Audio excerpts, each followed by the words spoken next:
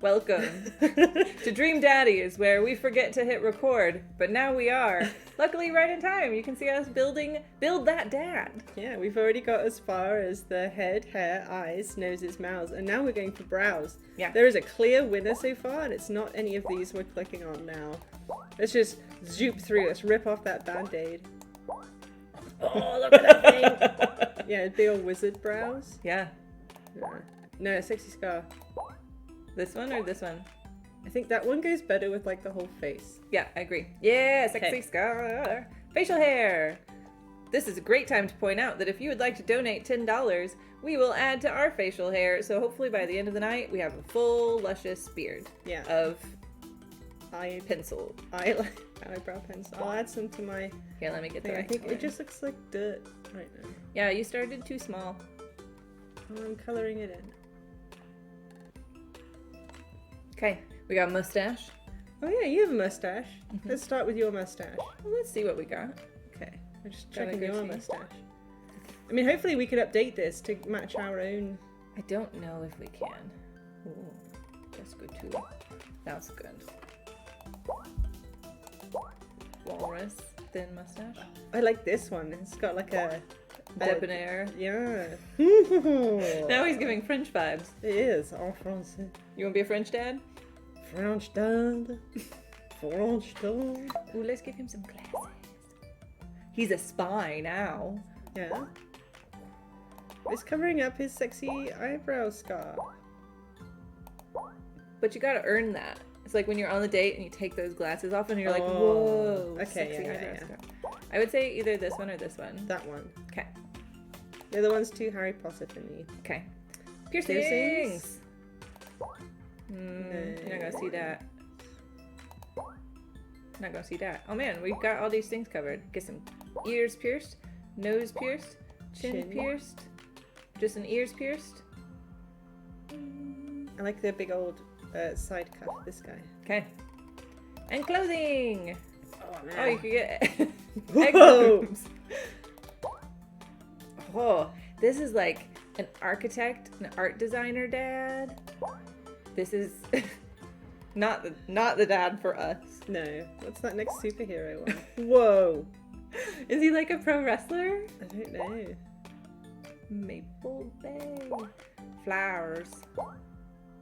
This guy. Oh, I think we might need a suit. Cat suit. What's that next one? It's workout reads. Yeah, sure. That's pretty good though. Just dad one. Just Party dad. guys. Kitties. Kitties all the way. Okay, keep it on brand. Yeah. All right, looking good, Daddy. Name that dad. Oh. Oh. If anyone has a suggestion, put it in the chat while we think. It's a good dad name. I'm British, so I would go Daddy McDaddison in the theme of my people, but you know. We're gonna be going on dates with this name. Yeah. You Mr. want someone- McDaddison. Okay, that's pretty good. Daddy McDadderson. I think he looks like I was gonna say Kenneth. Oh, Oh. father figure. That's pretty good. What if it was Father McDadderson?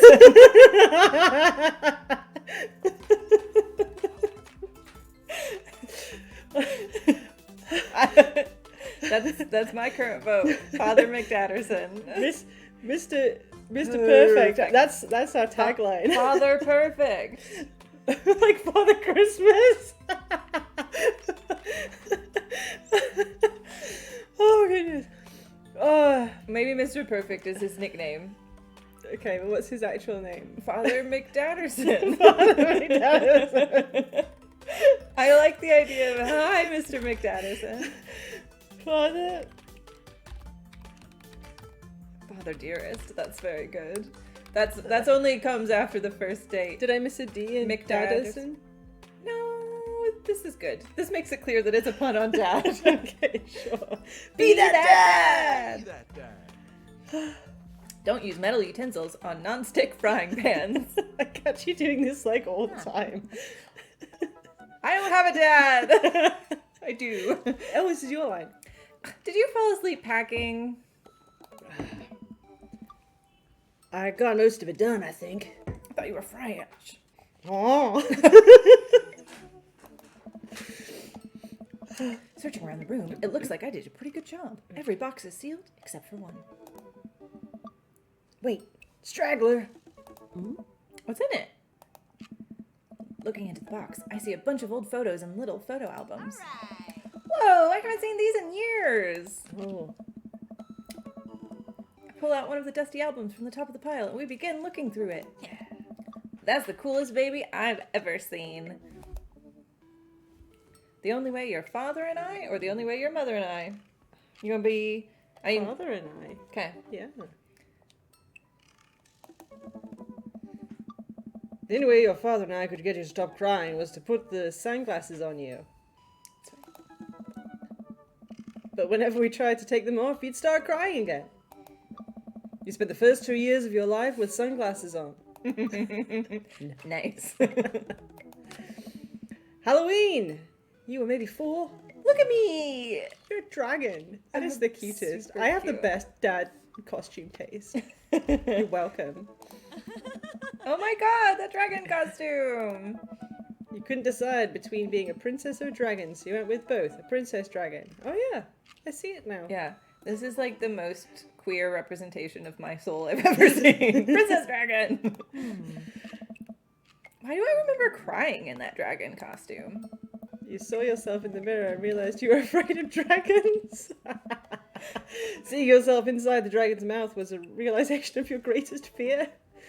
Man, that's a good, Right. Yep, definitely repress that memory. yeah, that's a good greatest fear to have. One that will literally never happen. It's true. And this was your horse phase. I feel like I'm still in my horse phase. I have that hat. Oh. Where do you think I got it from? Dad! I believe you named the plush horse Sir Horsington the Brave. Well, I was just taking after our family name, McDadderson.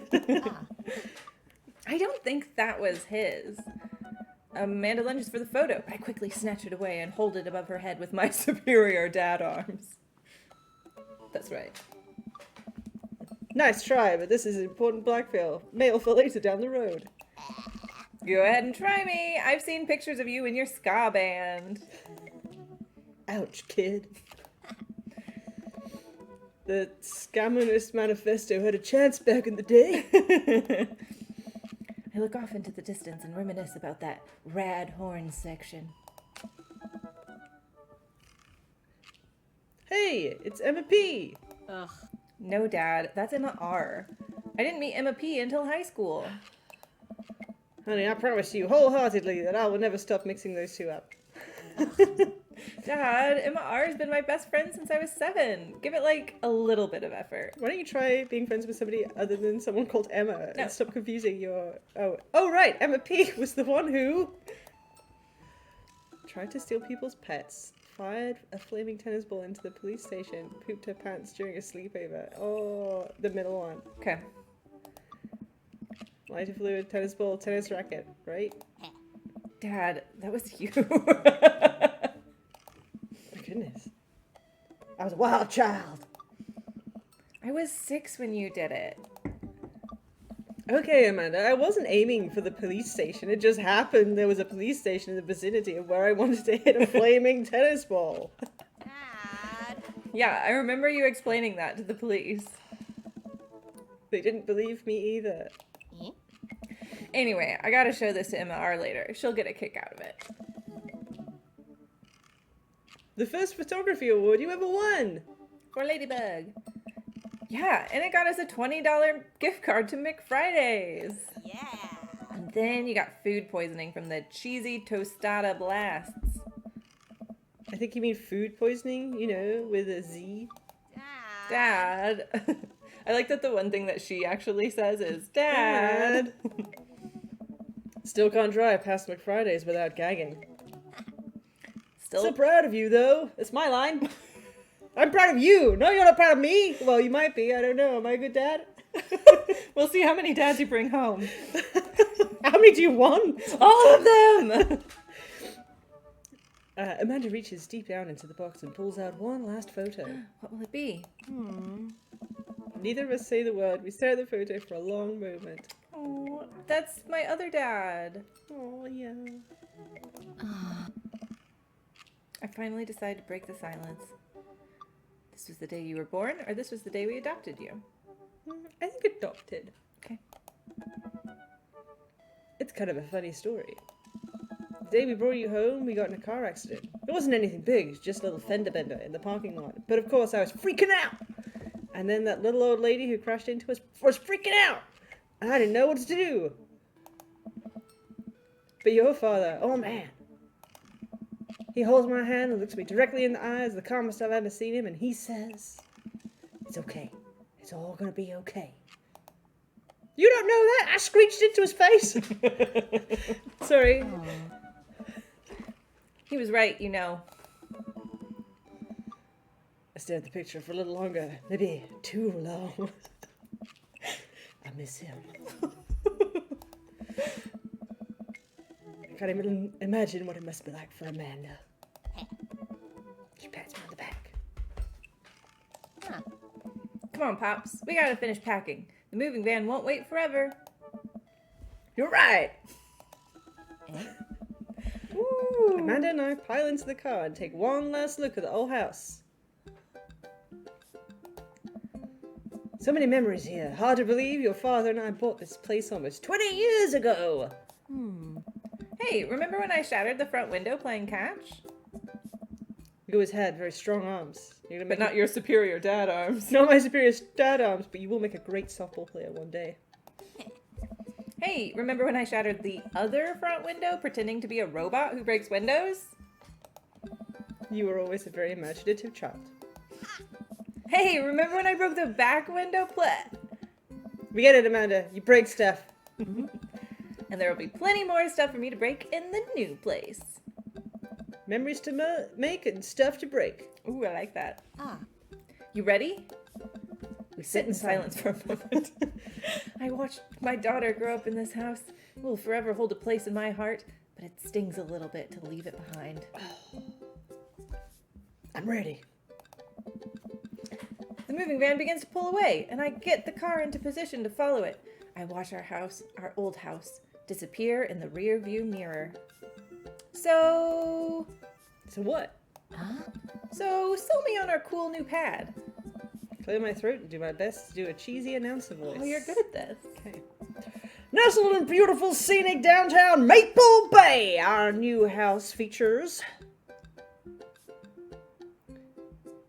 multiple places to sleep. Not only are there bedrooms for your sleeping pleasure, but couches, floor space, and where you can, yes, catch a wink. What a deal! I mean, if sleep weren't for the weak. You sleep more than anyone I know. I admit my faults, Pops. I keep it real. Anyway, it's also smaller than our last house. Cozier, one might argue. Good spin. Yeah. I think it's great. Won't we be closer to a lot of cool stuff that we can walk to? So I don't have to, like, waste gas? I mean, trying to park downtown is, you know. Amanda, you know you're gonna have to learn how to parallel park at some point, right? Such a dad. Such dad energy. Not gonna happen, Pops. It's true, I wouldn't learn how to do that until I was like 25. I think someone needs to do a 3-point turn on their attitude. Oh my. I don't know how to do that either. Have you met the neighbors yet? Not yet, but the neighborhood seems pretty quiet. So you won't have to chase any rowdy teens off your lawn? You are the very teen you mock when you say that, honey. I'm in my last year of high school. I'm practically dust. Yeah, you're a real Don't you dare. senior. Dad, I know where this is going. Citizen. I'm just gonna ignore that. But I won't forget it. So, what's item number 1 on the new house agenda? First, we'll need to forge a path through the solid wall of boxes that's blocking the living room. I still have to install the washer and dryer, and we need to go grocery shopping.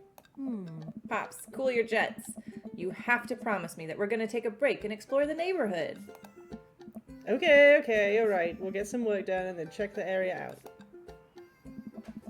Ooh. We pull up to the new house and step outside. The lawn is freshly mown and the for sale sign is still in the yard. Hi-ya! And with a swift kick from Amanda, the for sale sign is no more. Nice one, Sweet Pea.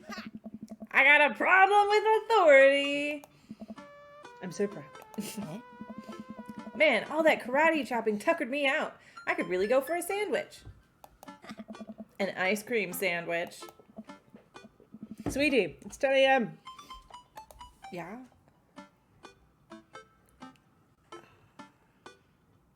Let's get coffee. Okay. I gotta get my hands on a nice cup of coffee. The old bean juice, or I'm gonna be useless all day.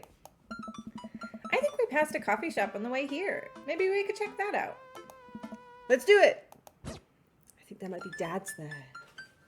A bird in the hand is better than a bird in the eye. We walk down the street to the coffee spoon. The coffee spoon? Yeah. The coffee spoon. Sure. A cute little place on the corner. Okay, if we meet a dad, you can't lead with the name of your establishment sucks. No, I wouldn't. I'm just gonna think that in my head. That's rough. Man, this is in such convenient walking distance from our place. Yeah. I mean, I guess. What's wrong? Why would I go somewhere else to drink coffee on a couch where I could just drink better coffee at home on my own couch and not have to make awkward eye contact with other people? For a lot of reasons, me.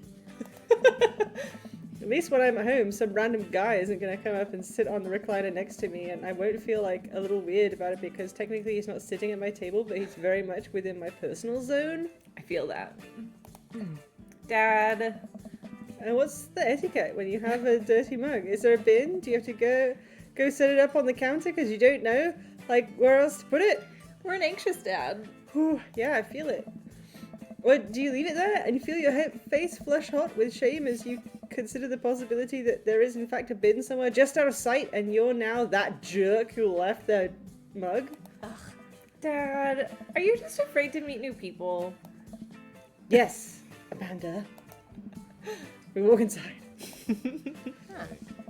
Oh, That looks like a dad.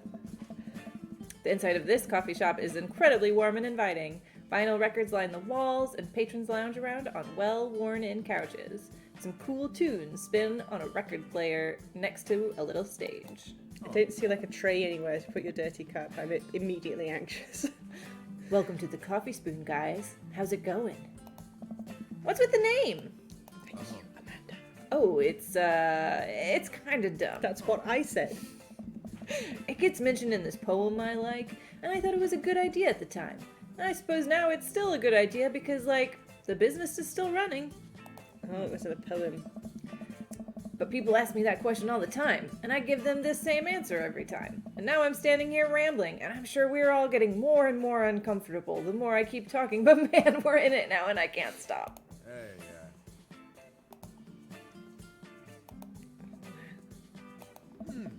So what'll it be? I scan the chalkboard menu and I'm immediately overwhelmed. Seems legit. I'll have a Godspeed You black coffee. Yeah, that what you want? No, iced Tegan and Sarah. This name was made for lesbians. Good choice. He loves it. Did you see his hearts explode? Yeah. Okay, people viewing, I don't know if we'll get a chance to go on a date with him, but if you want us to, you gotta donate $10, brocatreads.com/charity event. Otherwise, we're gonna keep scoping out dads. Yeah. We'll probably do both, but let us know if you want us to date Matt by donating. You can also donate to add to our beards. You can't see them as good now, but if we have it over more of our face, you will. There you go. I don't get it. Oh, it's a pun. You didn't even... Tegan and Sarah are this really awesome Canadian indie band formed in 1995. They were nominated for a Grammy in 2013 and are known for being masters of not only pop hits, but meaningful lyricism. hey, dude. I'm doing the thing again, Hey. but coming right up. And for you, I'll have a macchiato DeMarco, please. Hey. Coming right up. Do you want that in small, medium, or biggie smalls? Medium. Huh. Wait, is biggie smalls big or small? I should change that, shouldn't I? Matt sits to making our drinks, and Amanda and I take a seat on one of the couches. What's his deal? Yeah. Let the man make his puns. They're cooler bands than you listen to anyway. Hey! Hey! Sky was cool once! The couch is actually pretty comfy. Maybe not comfier than our couch, but it's alright. Good lumbar support. You stick right into it. Not with good lumbar support, I wouldn't! Okay, it's comfier than our couch. Amanda nudges me. Ah. This place is right next to our house, and that guy seems not only cool, but also just as uncomfortable with talking to other people as you are. That's true. That's true. You should totally become friends with him. I don't know. Yeah. Come on, what do we say about meeting new people? I can't meet new people if I always stay inside and don't go outside and also don't talk to people. Huh. See, we're making progress. Matt sits our drinks down at the table and I have a sip. The iced Teagle and Vera is delicious. Hi, we're new in the neighborhood. I'm Amanda, and this is my dad, Father. We made excellent naming choices. That was great. Thank Yeah. you, everyone. Oh, right on. Pleased to meet you both. Hey. You ought to come by when my daughter's hanging around the shop. You two might get along. He is a dad. Yeah, I'm sure we'll maybe come in from time to time. Amanda kicks my leg under the table. Sure, we'll be here a lot. You know what? Let me get your guys' opinion on something. Matt goes into the back and comes out with a fresh plate of something that smells amazing. Oh. I'm working on a new banana bread recipe, and I need help coming up with a name for it. Well, I think we're gonna have to taste test it first so we can get the full flavor profile, if you know, and really appreciate the flavor sensations of. Amanda nods vigorously. She knows this game. Yeah, we need to give that nana bread a taste if you want us doing free creative labor. I think that would be commensurate with I taught her well. We have trained for this day. I was just gonna give you guys free banana bread anyway. Right, yes, that. Matt serves us each piece. Amanda and I happily chow down. This is amazing! Oh. Thanks. The secret ingredient is bananas. So, any ideas? I'm stumped. Well, I think it might only be able to give you dad band puns, but I'll give it a shot. Banana bread Kennedys. Grateful banana bread. Oh, I like that one. Right said banana. No, bottom one. Right said banana bread. Right said banana bread. Oh, oh, He loved that. yeah. Can I say what you say? Oh, like right said Fred, but now it's a banana bread. It's about banana bread. I think the youngsters would like it despite not getting it. That actually has a nice ring to it. Really? Hey. Yeah. Right said banana bread. Strong decisions. That's art, baby. Oh. I wanted to say baby because I thought it would sound cool.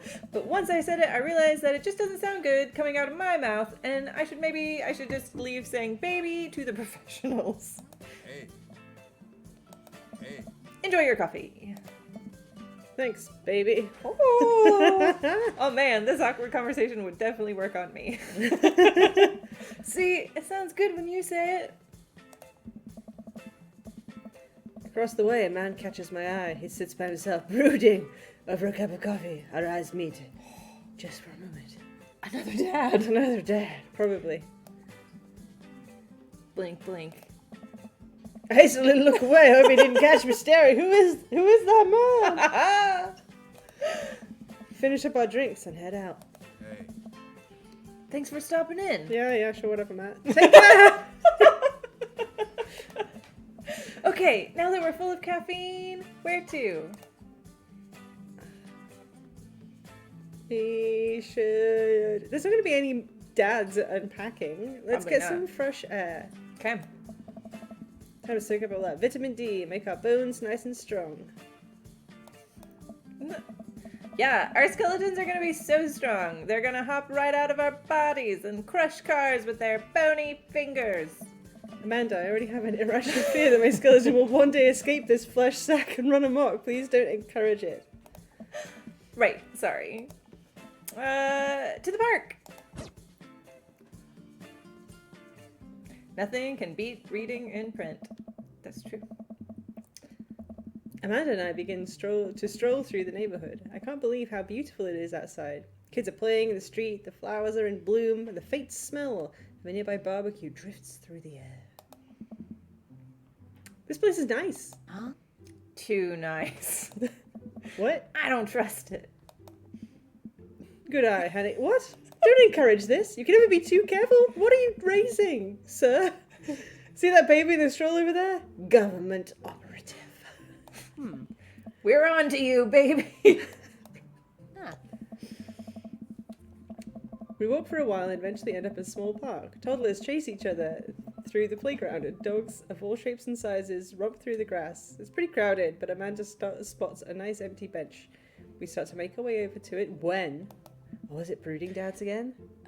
Heads up! You gonna be both dads? No, I'm not talking to myself. Oh, this is you, okay. Ow! Frisbee suddenly hits me in the face. Woof. You can never be the dog.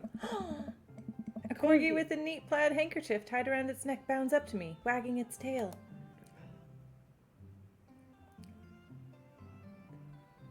I'm gonna say hello to the dog. Arf, arf. He runs around in a circle and nudges my leg with his nose. Oh gosh, this is the cutest dog.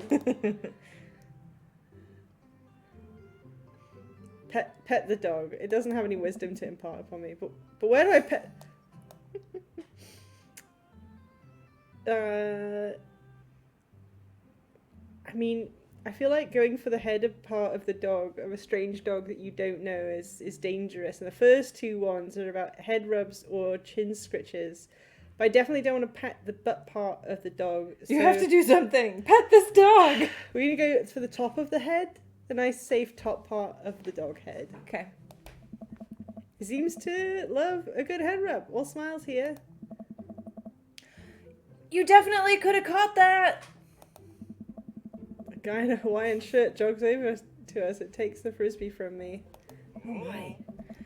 You know, frisbees are traditionally caught with your hands, not your face. Man, that's a lot of shit from a guy that just hit someone with a frisbee. Apology would be warranted. Oh, let me read my options, sorry. The first one is pretty much what you said. Well, I would rather say I'll catch it with my teeth next time. Oh. This is you. Oh, you caught me off guard on this round. Not again. Not ever. Again. Whoa! Whoa! Did you see that explosion of Eggplant emojis? This guy's really feeling you. I'm just messing with you. I'm Brian, by the way. Brian. I'm father. We still made best naming choices. This is my daughter Amanda. I gave her a real name. I look over at Amanda to find her sitting on the ground rubbing the dog's tummy. Huh. Hi. Oh. Your dog's cool. Ah, old Maxwell, I forgot what accent. Old Maxwell here sure loves the attention. It's great to see another father and daughter out here on such a sunny day. Where's yours? Oh, he's gonna be a dog dad, isn't he? Brian gestures over to a grassy knoll where a young girl sits on a checkered blanket. She's reading a book bigger than her head. She puts it down and heads over to us. This is Daisy. She's reading The Brothers Karamazov. Her teacher tells me that she has the reading comprehension skills of a high schooler. How old is she? 10. She's a precocious little youngster. So precocious. She's smarter than me. Whoa. My natural dad instincts kicking in. I must brag about my child's accomplishments. Yeah. Oh no, it's happening. Oh, is this a mini game? Go on, Daisy. Tell him about yourself. Yeah. Hi. That's my girl. Oh, it's your line. It's okay. Amanda, get in there. Okay.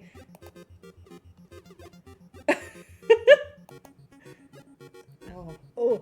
Brag DHTR item or flea? Daughter. Item. Let's do item first. Start with the thing. Child art. She. You want to use that item? Yeah, because she took photos earlier. You unfurl your wallet to reveal a tiny copy of a drawing of a cornucopia Amanda did in the 1st grade. Take that. Cute! Oh. It isn't very impressive, but Amanda genuinely appreciates you holding on to it. Brian, yeah. Ooh! Yeah! Good choice. Yeah. Daisy just started a weekly chess club at her elementary school computer lab. She's the president too, of course. Dang, my high school doesn't have a chess club or a computer lab. It will soon, honey. You didn't send me to a good school, Dad. I'm sorry. Your cornucopia was just too powerful. All right, here we go. What next? Let's see what daughter. Or do we No, let's daughter first. Can't switch daughters. You were trying to switch your daughter. How dare you? I didn't know that's what that did. Brag. Oh yeah, she just won a local photography award. I mean, not local here, but local where we used to live. Wow, congratulations. Yeah, take that, Brian. Daisy actually just won a statewide poetry contest. Statewide. 15 hit points. Okay. Item. That was a good one. Yeah. Spelling bee photo. That shows she's smart and good at photography. Fumbling through your phone's browser, you managed to pull up a photo of Amanda winning her 10th grade spelling bee. Wow, congratulations, Amanda. Daisy is getting prepped for her annual spelling bee right now. Hopefully, this will be her 3rd win in a row. I hate this kid. Or maybe just the dad. Oh, he's five. But only five. That's good. Daisy sold enough candy bars this year to get the top prize, a canoe. Daisy. You're Daisy, I think. We're taking it out next weekend. How's it even possible? Amanda could barely get one of those sticky hand things. Oh no! Oh man! Oh.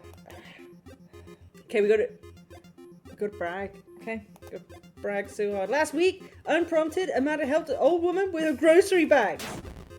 Extra powerful. Yeah. Ooh. Daisy must be a little shit. She doesn't help old ladies ever. Yeah, you even think about old people, do you, Daisy? Did I mention Daisy said her first word at 10 months? Daddy. Oh wow, that's super late. Sorry, Amanda's was potty. Still cute, but maybe this isn't the time to bring it up. Okay. Are equally devastating. Let's double down on the brag. It did as well last time. Amanda's in all honor classes this semester. Oh, immediately effective. Oh, really? I'm actually talking to Daisy's teachers about having her skip a grade. Even Amanda ooh, 20 hit points. Oh man, you gotta do it. Lose this battle. He's always got to come back for the brag. Let's item it up. We've gone grade cards. Let's do Band-Aid. Okay, yeah. I don't think we can compete with this. Oh, with a flourish, you produce a Band-Aid from your pocket. Take a knee and start to apply it to Amanda's arm. Amanda, what are you doing, Dad? Father, it's being a protective parent. Anyone would agree it is an unusual gesture. You lose 10 hit points. Daisy here has all of her adult teeth. Gross. Never had a cavity either. Whatever. Aww. It's extra powerful. You lose 20 hit points. We lost. It's really got to be. Boy, it's been such a treat getting to meet you two. Oh, that's you. Did he have to add insult to injury by being such a gracious winner? Is it gracious to, like, rub it in your face? No, it's also not gracious to pit your children against each other. It's true. But whatever, Brian. So, I take it you guys are new to the neighborhood? You want to flirt now? We just moved in. Do you live around here? Yeah, we live in that cul-de-sac down next to the coffee shop. What a coincidence. That's where we live too. Small world. Yeah, Daisy and I are in that little ranch-style house on the corner. I know that house. It's just like ours, but slightly bigger and better landscaped. Does this guy have to outdo me at everything? What a lovely place. Well, I don't want to take up any more of your time. Really nice meeting you guys. Love to stop by at some point. Yeah, definitely. Bye! See ya. Brian and Daisy walk further into park with Maxwell happily trotting along in tow. Do you have the feeling he was trying to one-up us? Trying and succeeding.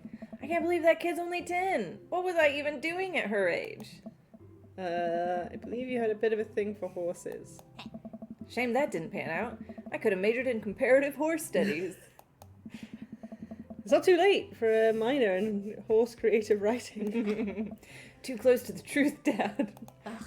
Let us never again speak of The Fantastic Adventures of Sir Horsington the Brave, an epic in 7 parts by Amanda McDadderson.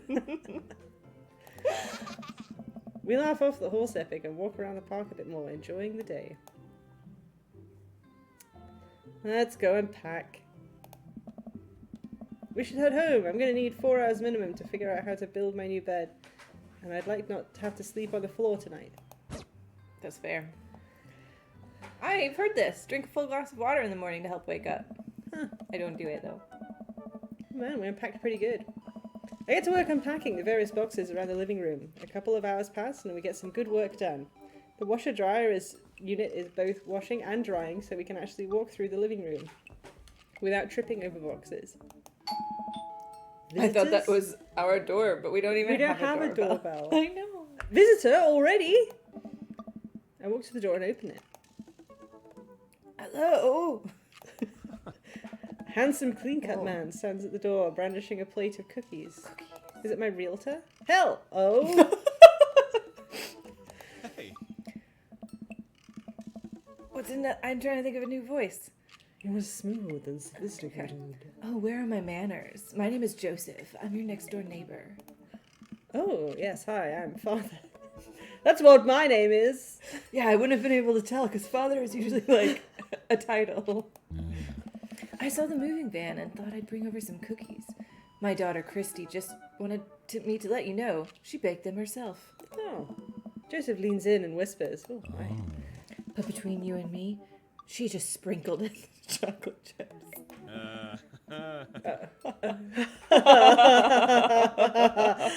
Kids, right? Wow, cookies, huh? So nice to meet you. Joseph hands her the plate of cookies with a smile. Well, thanks for the cookies. Oh. Amanda disappears with the cookies. Amanda, come back. She's gone. That's my daughter. Her name is Amanda. She's a charmer. Daughters are tough. Sons are also tough. Children in general are just tough. I hear that. I mean, there'd have to be something wrong with you to try and raise more than 2. Yeah. Oh, goodness. I have 4 kids. Me? What have you done? I meant... Don't worry. You didn't mean to be rude. You just were. Oh no, this is the first neighbor I've met and my social life is already in a tailspin. That's not true. We met Brian and he was a dick. And now we've met this guy and he thinks And now we're you're a dick. It's just a big circle of being a dick. Big circle of dicks. Dream Daddies. I wonder if it's too late to move again. Oh, so real. Yeah, okay. Oh. Is the missus around? Mr. actually, and no, not anymore. He died. Oh. I'm sorry for your loss. No, it's alright. Wow, this is uncomfortable. We sat there quietly for a moment, acutely aware of how awkward we both made things. I'm sorry, can you close the door real quick? I look at Joseph quizzically, but after a second I hear a knock on the door opening it. I see Joseph standing there with a huge smile. Hey, I'm your new neighbor, Joseph. I promise not to talk about your dead spouse this time. I'm throwing a barbecue for the cul-de-sac, and I'd love for you to come by and meet the rest of the neighbors in our community. I remember I have a smooth and sexy voice. What do you say, pal? That sounds great. My daughter Amanda would love to stop by. I promise not to, insinuate that you have too many children. Also, 4 kids is a perfectly normal amount of children to have. Man, you are a father. Yeah. We shake hands to seal the deal. This is awkward when we're sitting next to each other. Well, neighbor, I'll see you at 3 p.m. sharp on Saturday. He's a barbecue dad. Grill He's dad. a grill dad. Sure thing, neighbor. Joseph starts walking away, but stops to think for a second and turns around. Oh. Hey, in all seriousness, raising a kid on your own can't be easy. If you ever need to talk about stuff, I'm the youth minister at a church down the street. That was the vibe. It wasn't realtor, it was youth minister. I see it now. Oh, I don't know. I wouldn't really consider myself a youth. Oh, father. You look pretty young to me, but suit yourself. That's gross. Let's not joke about this guy you're hitting on. Let's not go anywhere near Joseph. I'm getting some weird vibes from Joseph. And with that, Joseph's gone. He seemed nice. Stay away from him. Amanda walks back into the living room, crumbs on her face, and cookie in hand. That was the smoothest recovery I've ever seen. I should be taking notes. See, you're already fitting in great. Where'd those cookie go? They're gone. I'm sorry. Yes. If it makes you feel any better, they weren't very good. So you ate all of them anyway? Amanda is me. I guess that makes it break time. Any ideas? Joseph probably wants his plate back. Is that the only option? Yeah. You gotta go talk to Joseph. I don't wanna. Listen, that was real weird vibes. But this is a gay dating sim. There's a youth pastor who's presumably a gay dad looking to hit the scene. That's cool. Sure. Let's give him his plate back, because we have to. I mean, based on what he was saying, though, I assume that he has a living partner. Yeah, I mean, it would be fair if he was like, oops, I shouldn't mention your dead spouse. Yeah. Also, I have a dead spouse. I think we had a... I think we get a ton of good neighbor points if we bring this back. We're gonna be the best neighbors in this whole cul-de-sac. We're gonna kick all the other neighbors' butts. With kindness. Amanda and I step outside. Shoot, I'm actually not sure which house is his. I'd hazard a guess it's the big one with all of the well-groomed blonde children sitting in the yard. Okay, creepy vibes. Good eye, kid. And remember, we need to make a positive first impression here. Keep it light. We walk up to the kids and wave. They're creepy children! Oh, yeah. Hey, guys, is your dad around? They'll just stare at us blankly. We just wanted to, return this nice plate and thank you for the cookies. Jeez, these are definitely Joseph's kids. They all look exactly like him. They were really good. I mean, I heard they were good. I didn't get to eat any. They all called Chrissy, Chris, and Christian? He's a youth pastor? It's not great. I chuckle nervously. Both in the game and in real life. Yeah.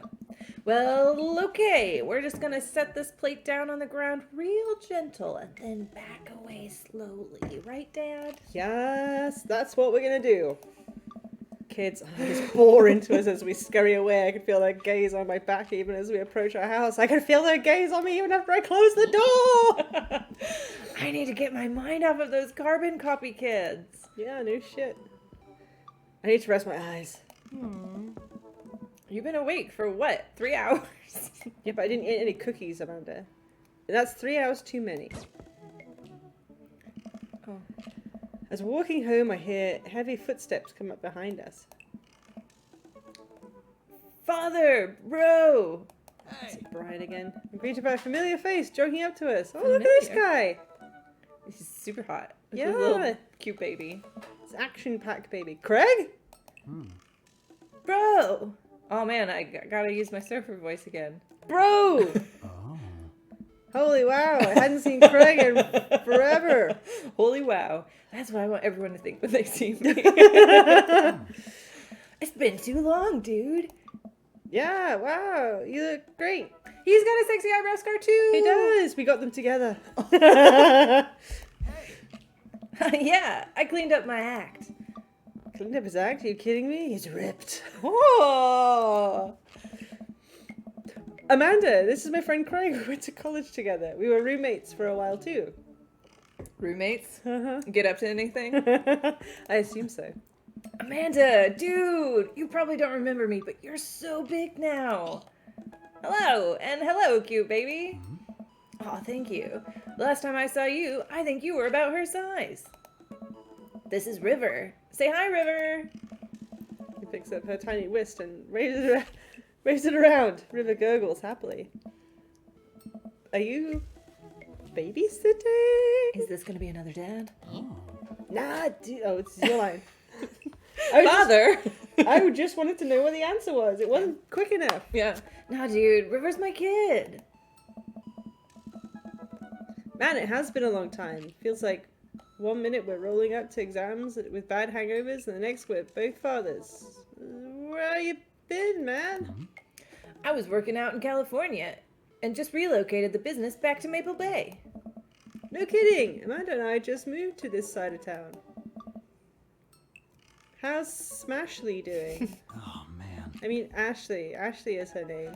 I don't know. She actually still goes by Smashley.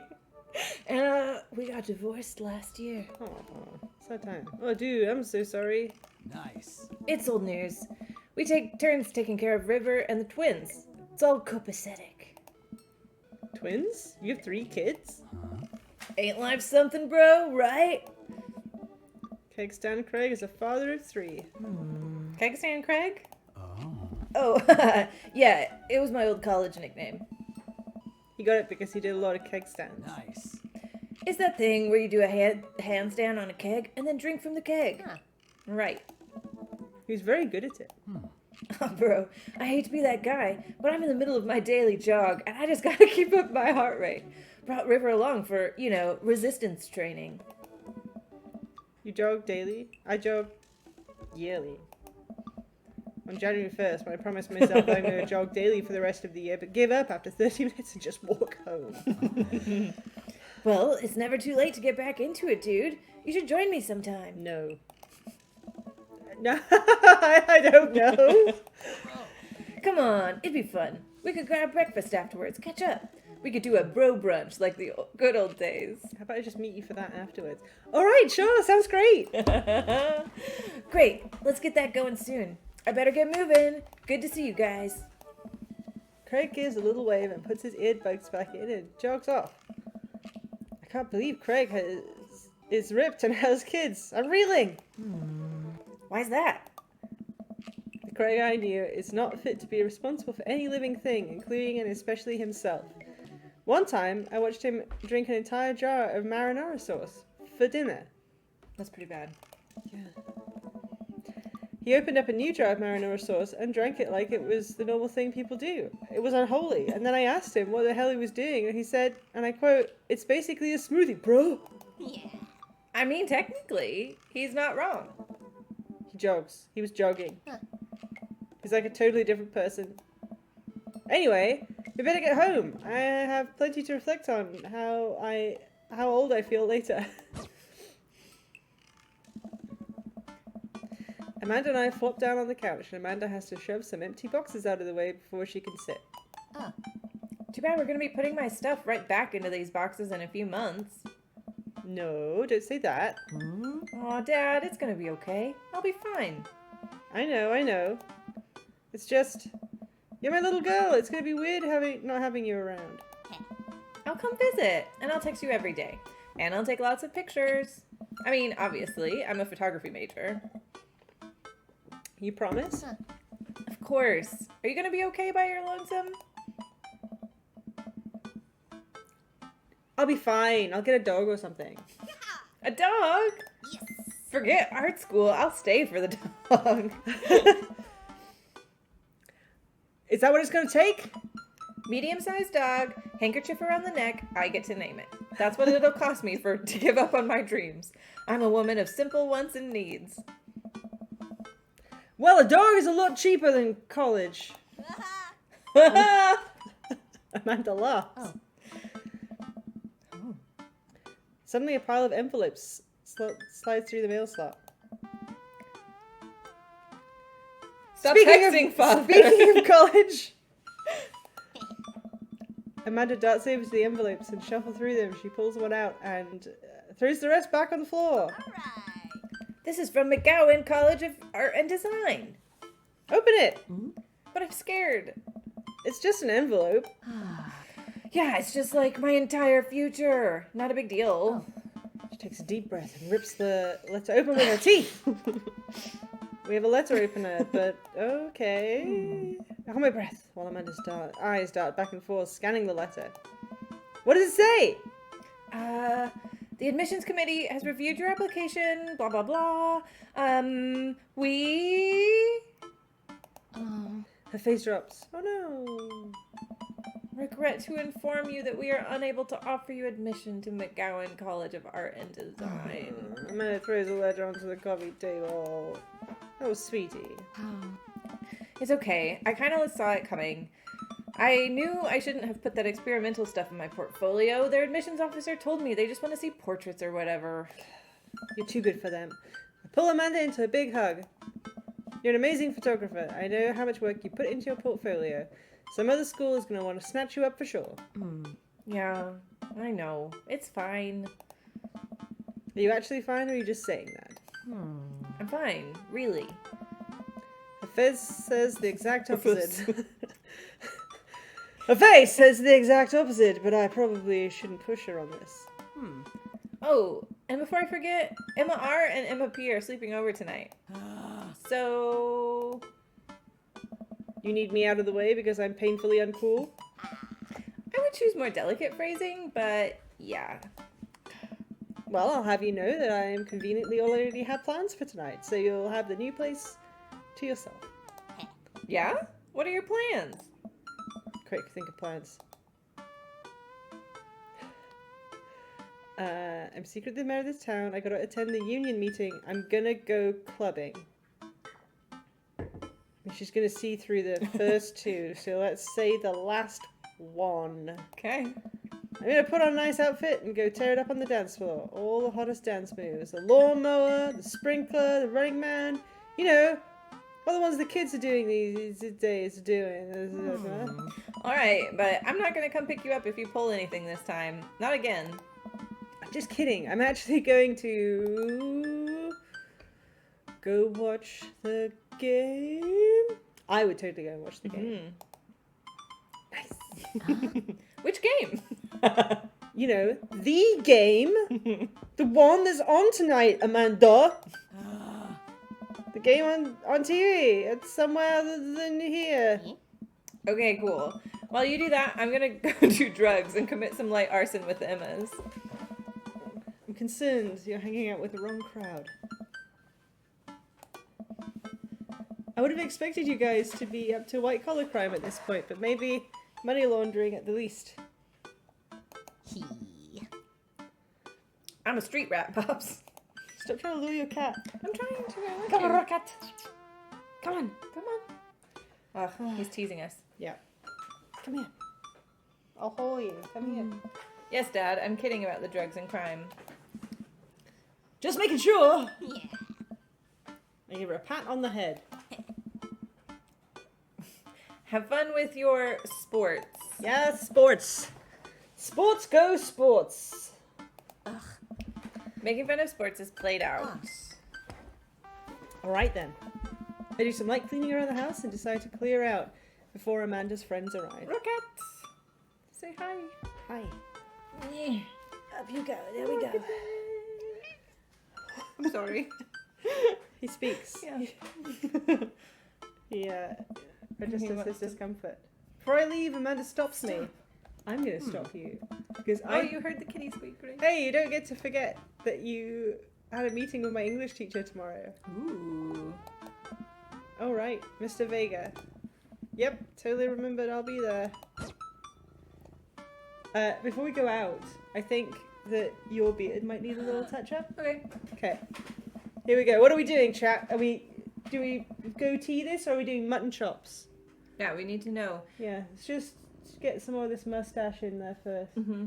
It's sort of rubbing off a little bit, so Oh. let's just juice that, Dad. Oh yeah, We it's got looking- chop it up. yeah, it's good. Okay. Okay. So- give me oh, a mutton chop. chops. Yep. Okay, so just big old square, yeah, like this. Like cartoon style. That's one side. Give me that other one. Oh my goodness. It feels terrible.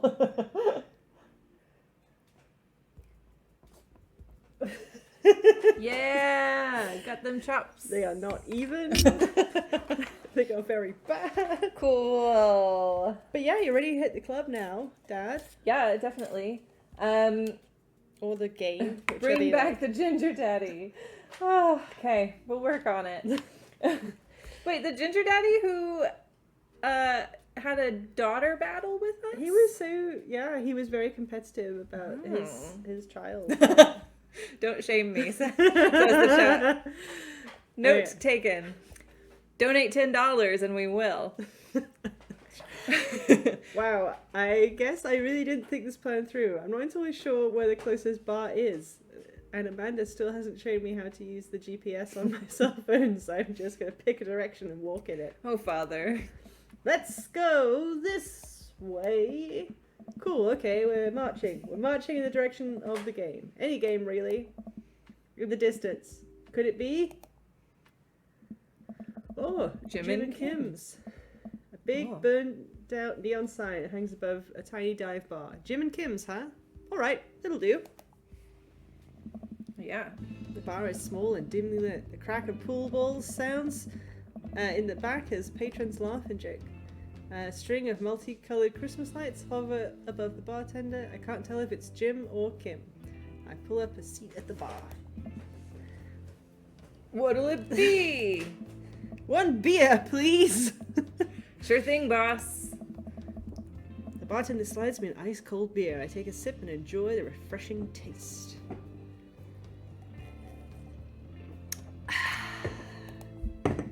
Say, are you Jim or Kim? I'm Neil. Oh. I awkwardly turn my attention to the game. She's playing on one of the TVs. Ah, sports ball, my favourite. As luck would have it, my team of preference is not only playing, but is currently in the lead, which is always a good thing. Oh, that's great. The brightly coloured mascot, which is some kind of animal, does cartwheels, and I silently cheer on my favourite team, hoping that I don't get into any confrontational arguments with a fan of the opposing team. This is very neutral in all of the way it says things. Yeah.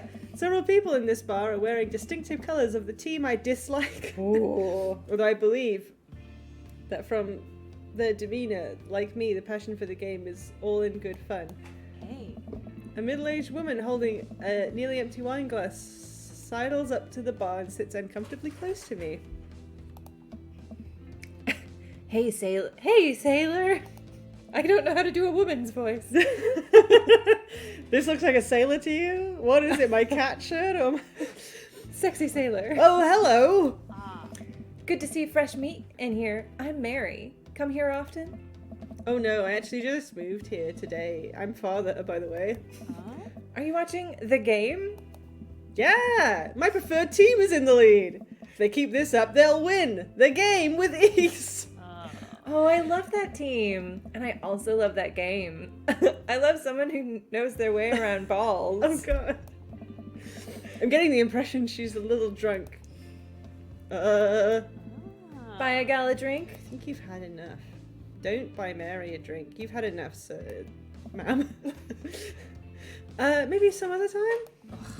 Suit yourself, sailor. I'm not a sailor. Mary saunters off, setting her sights on the newest bar patron to enter. Good luck, Mary. I happily watch the game over another beer. The game has gotten close in terms of points, a little too close than what I'm comfortable with.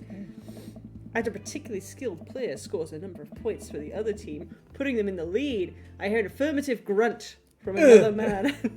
That was affirmative? It's more like, yeah! That's a word almost. Yeah. Yeah. There we go. Okay. Go team! It's the pretty man from the coffee spoon. Somebody has to donate because I want to date this man so desperately. Please, $10. $10 I can date this man. Look at him. It's you! He's sipping whiskey alone, aloof. I've not even read it yet. The brooding man from the coffee spoon. Yeah. Yeah, that coffee shop that's named after a poem nobody's read. He sits alone, sipping whiskey and watching the game as well. Enjoying the game. I am now that we're winning. Oh, we must be rooting for different teams. In my opinion, my team is far superior. I have to disagree with that. Based upon win-loss record, I'd say that my team is superior. That's where you're wrong, since as it stands right now, my team is beating yours. This conversation ends and we both go back to silently rooting for our respective teams. The game is close, both sides playing their hardest to win, but in the end, my team prevails! In your face, smouldery man! Quiet cheers ripple throughout the bar. I raise a respectful glass. I raise a respectful glass to the man drinking whiskey. He raises his in response. A truce is formed between us, based on mutual love for the game.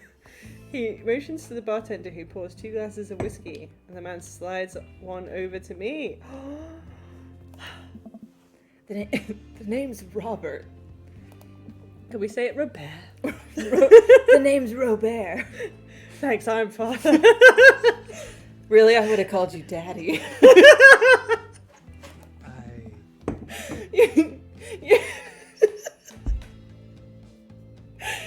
You must be new here. Mary already hit on you? Oh, yes. She's a peach. Well, you picked the best bar in town. As slimy as it is, you'll never find a better spot than Jim and Kim's. Is there actually a Jim or Kim that runs this place? No, that'd be Neil. Good guy, Neil. Not enough Neils in this world. Oh, okay. You a whiskey fella or a capital beer fella? Beer, but I'll drink most things. You like shots? I'm a responsible adult. I love shots! Oh! Yes! Thank God. Robert nods to Neil, who serves up 2 shots of whiskey. He hands one to me. Here's to your health. We take the shots. Whiskey burns going down, but I try my hardest to look tough. Wait, I think this is what making friends is. Okay, Father, this guy's out of my friend league. But I think if I play my cards right, we might be pals in no time. Oh, do we compliment his leather jacket, his rugged good looks, or his hand tattoo? I think you're complimenting all of them. Yeah. I think it's too early to compliment his good looks. He probably gets that all the time. So let's ask him about his cool leather jacket and ask him where he got it from. Okay. I like your jacket. Thanks. Been in my family a long time. Passed down from firstborn to firstborn. Cursed, some would say. This man is mysterious and cool. Way cooler than I am, at least. Robert signals to the bartender for another round. Oh god, more shots? What are you doing here tonight? Running from my problems. Let's be honest, let's say my daughter kicked me out of the house. Not like forever, she was having a sleepover with her friends. Family type, huh? Oh, that's you. You're speaking for me? Family type, huh? Single dad. Gets up. Be right back. Gotta powder my nose. Oh. Never seen Robert this talkative. He must like you. I guess so. Gotta admit, Robert has a gruff charm to him. If a guy like that thinks I'm cool, then I really must be. Robert comes back from the bathroom and grabs his leather jacket. I'm gonna go home. You heading my way? I mean, maybe. Robert and I leave the bar and find ourselves walking in the same direction. Ooh. Hi. I live in this cul-de-sac down the way. Oh, goodness. Does everybody live there? Me too! We just finished unpacking today. Hey. Great place to be. Good neighbors. Well, some of them. Right? Those creepy the youth pastor guy? Who's that? We get to Robert's house, which is just a few houses away from mine. Whoops. I rubbed my mustache. Oh, no. This is why we can't date the cool guy, because you keep rubbing off your mustache. Oh, how embarrassing. We get to Robert's house, which is just a few houses away from mine. We stop and he turns to me. Oh, I don't kiss and tell, Father. So are we doing this? Or what? Chat, donate. Donate. Donate $10. I'll do it. I'll do it. Okay. Please wait while Rachel/Father donates $10. Yeah. While you do this, I will chat about non-daddy. What are you doing? I'm gonna get my wallet. Okay. We're raising money for Rainbow Refugee. If you're thirsty like Rachel for hot dudes, apparently, then you can donate $10 and tell us who to date next. Or you can donate $10 and we'll add to our facial hair that I keep smudging. I'll fix that while we're doing this. Yeah, we should. Alright, so I go to Rawcat Reads / charity event, donation. Mm-hmm. And I go, donate now, enter my amount, $10. My Don't message. tell your password. Oh yeah, put in the message the name of the person you want to date. Robert. I'm just gonna yell it in all caps. Date Robert. I mean, I don't think we're dating. I think we're Doing it. yeah. All right. But he doesn't kiss and tell. Okay, continue with my donation. And I'm gonna type all the numbers in.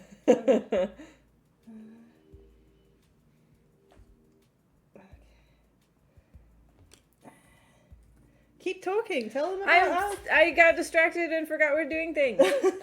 You're doing things. Tell them about the Look at all these cool things. silent auction. We're doing a silent auction to also raise money for Rainbow Refugee that you can also find if you go to roarcatreads.com /charity event. There's a link for silent auction. We have a bunch of books like Good Omens, a Halo encyclopedia that would be perfect if you like Halo, Bruised, The Foghorn Echoes, and then we've got some TTRPG books which are also really great. We've got Thirsty Sword Lesbians there. And we've got Fairy Fire, and we've got Rolled and Told. All of those are super excellent. Also in the silent auction, there are descriptions of each item. And then we have a whole bunch of board games. They're used board games, but in good condition. We've got Machikoro Bright Lights. We've got Epic Quest. We've got a Formula Racing board game, if that's your speed. We've got Cuba. We've got a Risk set in the future. That's cool. I didn't know that game existed. We've got Bonnie and Clyde. We've got Infiltration. And then, really impressively, we've got these giant D20 and D12 that were handmade by someone who donated them to our silent auction. And there's also a bunch of gift cards in the silent auction. If you live in the Vancouver area, you could get a gift card to the Fountainhead Pub. So gay pubs, woo! You could get a gift card to Turquoise Goat, which is a board game cafe that just opened up here. And if you donate, you can get to date this guy. Did it come through? Oh look! A donation from Rachel. Hey, donated $10 and yelled, "Date Robert." Okay. God, I hope it's an option now. Yeah, that's true. I see that we got another donation too of $5. You date this guy and I will look into it. Okay. Press the things. Oh, I'm in charge of the computer now. This is awesome. All right. What? You know, do you want to come inside or not? Yeah, I do. Yeah, I do. Wait a minute. I blushed? No, don't blush. Lay it on smooth. Smile and nod. No, thank you. Oh, man, do I trust this guy to lay it on smooth? You're laying it on smooth. Okay. No, him. Not. Oh, I see. Well, I don't see why not. That sounded smoother in my head. It was fine. Yeah. Let's It's better do than it. smiling and nodding. Let's do it. Yeah! I follow him up to his door. He fumbles with his keys a second and unlocks the door, leading me inside. The moment the door closes behind me, pushes up against the wall, kisses me, grabbing my hips. Oh my. Come on. Come on. Robert takes my hand and leads me up the stairs into what I assume is his bedroom. But it's so dark I can't see anything but Robert's intense expression. He kisses me again. I can hear him shucking off his jacket. My cursed jacket. The curse is it makes me too handsome. I clumsily take mine off too. His hands roam down my chest and suddenly he's tugging at my belt. Oh my. How far is this going to go? I don't normally do this. Do you want to stop?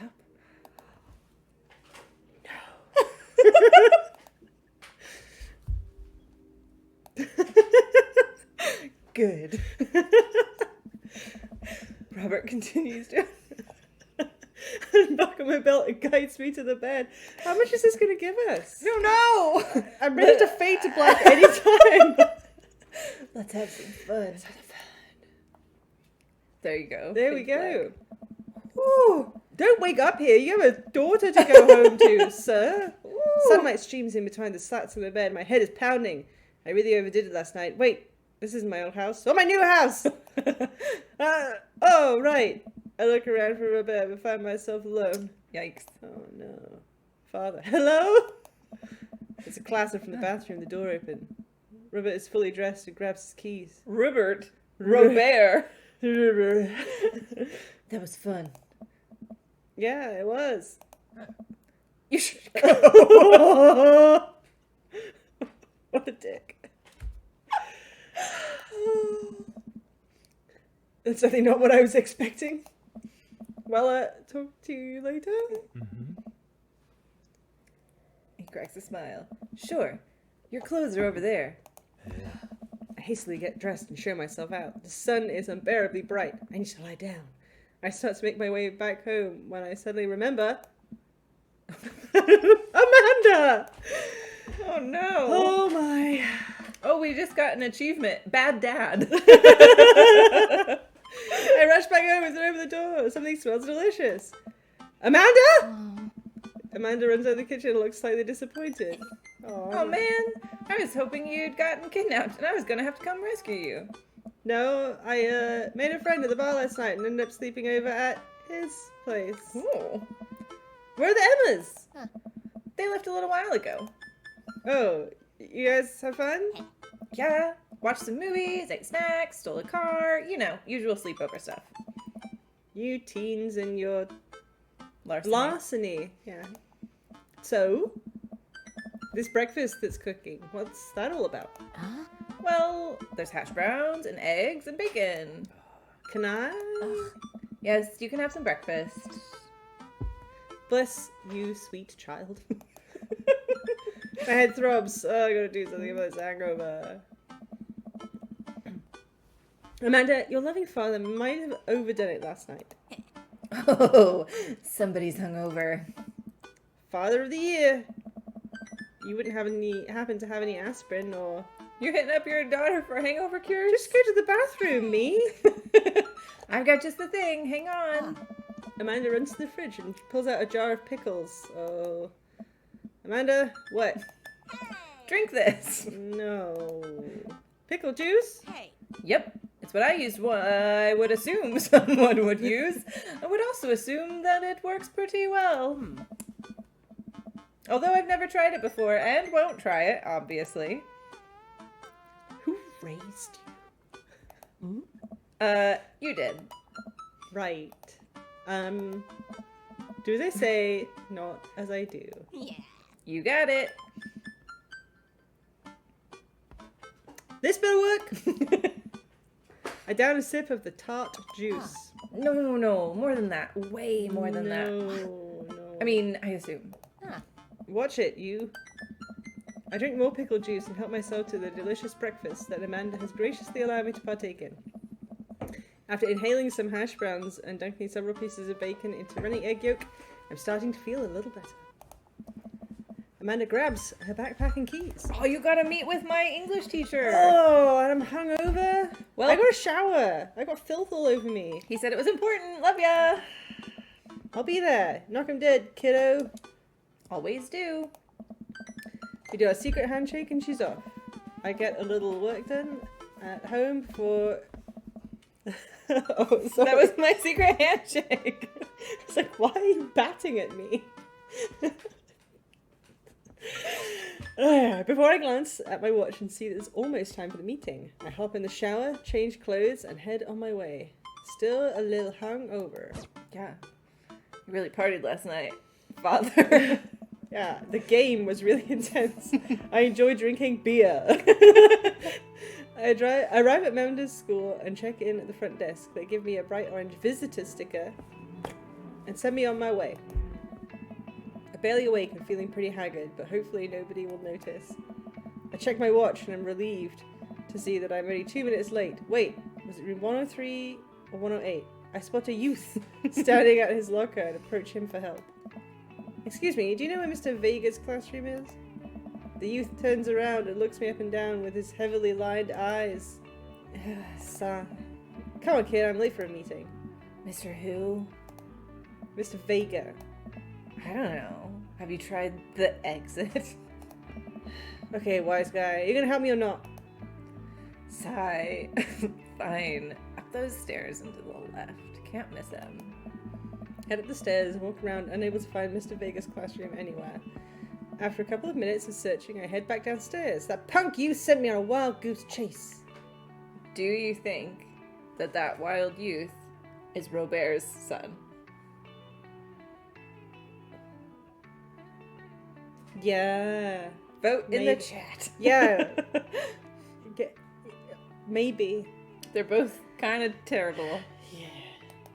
I learned my lesson. Oh. When I get back down, to where that low rent Gerard Way I think he's a punk musician. is standing, I fully ready to give him peace of my mind. When suddenly a head pops out of the glass room next to his locker. Oh. Ooh. Lucian, don't you? Oh, This is you. Lucian, don't you have a third period to get to? Sigh. Fine, Mr. Vega. Ah. I made poor choices last night. I'm sorry, Mr. Baker, forgive me. Now I'm officially 10 minutes late. I glare at him as he walks away. We're not cool. You must be Okay, for those who have just joined us, we named our character Father. And Father it was McDaddison. You must be father. This period's almost over. Would you mind waiting in the back? Oh. Mr. Vega leads me in and I take a seat at one of the comically small students' desks at the back. I might get stuck in this. Oh. All right, where were we? Now, who can tell me about the unreliability of the narrator in J.D. Salinger's Catcher in the Rye? Yes, Colin? Colin stands up and does the thing where he blows into the crook of his elbow to make a fart noise. Could you please demonstrate this, Rachel? No, not with these sleeves. Can you? No, not with these sleeves.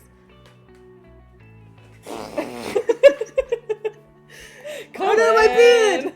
Oh no, my beard! Fix me! I think it's time to give you a little more of a beard, too. Yeah. We're gonna do the terrible thing where you go... Can I have like can I have father's pencil mustache? Oh, sure. I'm not gonna straighten my face again. Oh yeah. It's gonna be even. I make no promises. Here, just keep your face like that, and I'll do it wonky. Yeah, it's pretty good. Here, wait. Just take that end off. There you go. Okay. Show it off to the camera. How's it looking? There we go. All right. That was pretty good.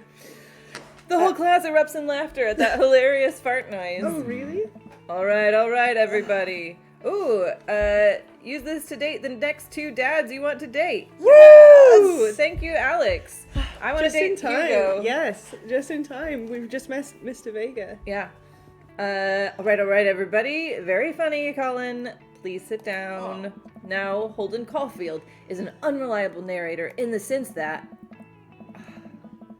The bell at the end of the period rings. All of the students immediately get up and make a break for the door. What? Remember to do the reading and answer the response questions on page 194 in your textbook. Nobody's listening. We're not, I guess. Mr. Vega turns to me and sighs. Middle schoolers, right? Do you teach high schoolers? Oh, Both. don't you? You know, budget cuts. Right. Thanks so much for coming in. No problem, Mr. Vega. Please, call me Hugo. I don't normally do these impromptu parent-teacher meetings, but as I'm sure you know, Amanda's a very bright student, and I'm concerned about her recent behavior. What's going on? Amanda has never been the most engaged student, but I know she cares. Recently, though, she's been falling behind. She's not completing assignments and has been doing rather poorly on tests. I'd normally chalk this up to senioritis, but... This is strange. I thought Amanda was sharing everything with me. Hadn't crossed my mind that something might be I wrong. don't know. I just wanted to ask, is everything okay at home? We did just move. Yeah, you want to say that? Yeah. Well, we just moved recently, but it was only the other side of town, and Amanda was more excited about it than I was. See if you can talk to her about it. I know she values you a great deal and would appreciate your guidance. If she keeps heading down this road, I know how important art school is to her, and I would hate to see her miss out on scholarship money that she clearly deserves. I'll make sure to talk to Amanda. Thanks for letting me know, Hugo. Anytime. On my way out, I stopped, thinking for a moment. I turned to Hugo. This is it. Hey, Hugo? Yeah? Yes? They ever catch that rye? You can't not say it. They ever catch that rye? Yes! Aww. I leave the classroom and make my way out of the school. I'm still a little bit shocked that Amanda was able to hide this from me so well. She's always been such a force of positivity in my life, especially after we lost her father. Amanda must be done with classes for the day by now. I'm sure she would appreciate a ride home. Maybe I can talk to her about what's going on. I pull up to the carpool and Amanda hops in on the passenger seat. I love this car music. So, did you have fun gossiping about me? Mr. Vega and I actually just gossiped about our celebrity crushes. So you talked about Mario Batali all the time? It was a very productive meeting. I'm pretty hungry. Can we grab some dinner? Sure thing. Let's go to the mall food court. That's where people are. That's where the daddies are. Does that sound good to you? Yeah, sure. Why the mall? Geez, can a dad take his daughter to the mall? Will you buy me things? Yeah, for dinner. I will buy you a thing. Singular. Sounds like a deal to me. We drive in silence for a short while. Amanda plays a game on her phone. I should say something. You know, sometimes when a kid gets older and they find they have to keep things hidden from their parents, and that's okay, because sometimes that's what kids do. And that's okay, but sometimes it's good to have a parent's perspective because, you know, maybe parents also dealt with similar situations. Maybe they're a little cooler than you give them credit for. Anyway, what I'm trying to say is, it's good to share. I love you! Have you been reading my tweets? You have a Twitter? What? Never mind. Look, sweetie, Mr. Vega said you haven't been participating in class and that you're not turning things in. Oh, I'm fine, Pops. Senioritis and all that. I thought you liked Mr. Vega's class. It's fine. He's fine. We pull up to a stoplight and I eye Amanda. She's still texting. I want you to know that you can talk to me about anything. Uh-huh. I can tell whatever it is, she doesn't want me knowing about it. That's frustrating. I hear Emma R is going to that fancy art school in California. That's exciting. Oh, don't bring that up, mean. Yep. She just got rejected from a college this morning. Are you bummed that the guys aren't going to the same school? Yep. And then it keeps texting. She stifles a laugh. What's so funny? I don't think you'd get it. Okay. Who you texting? Noah, Who's Noah? my friend. Does he go to your school? Yep. Do you like Noah? Hey. What? No, Dad. Ugh. I can't believe you would. Ugh. Dad. I mean, jeez. Why would you? Gross. Sorry, just asking. Dad, he's just my friend. Guys and girls can be friends. He's my friend. Okay. Jeez. This is going well. Well, good talk. Love you, kiddo. She leans forward and turns up the radio. I guess this conversation is over. To the ball! Did you realize how much daddying there would actually be? No. It's a surprising amount of dadding. Yeah, I have opinions on it. That's more surprising. We arrive at the mall, a big indoor shopping center with a couple of different floors. It's kind of dead, but that doesn't stop mall security guard from yelling at a group of loitering teens. Oh, are we gonna date a mall cop? No. Let's eat something disgusting for dinner. Yes. Hell yeah.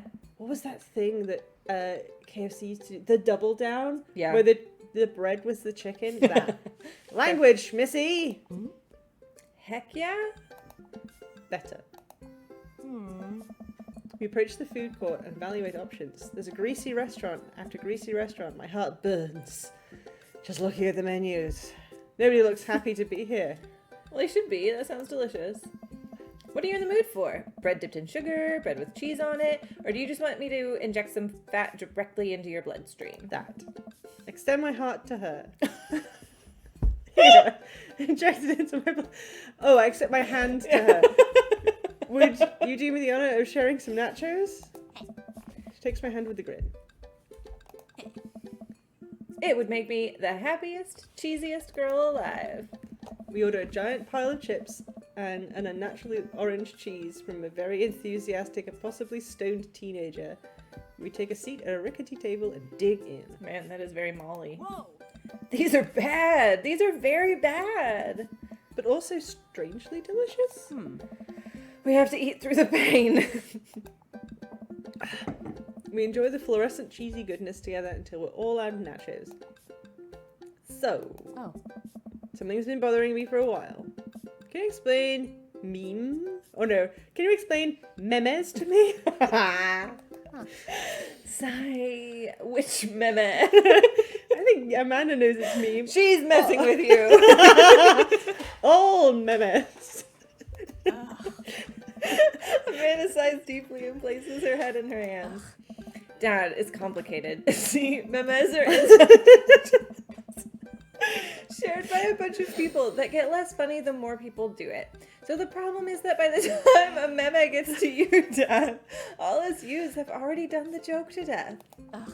And what's worse is that when movies and TV and video games will try to jump in on a meme trend, but just based on how long it takes to make them, the meme will be by the time it comes out. So it just dates it, and it isn't funny.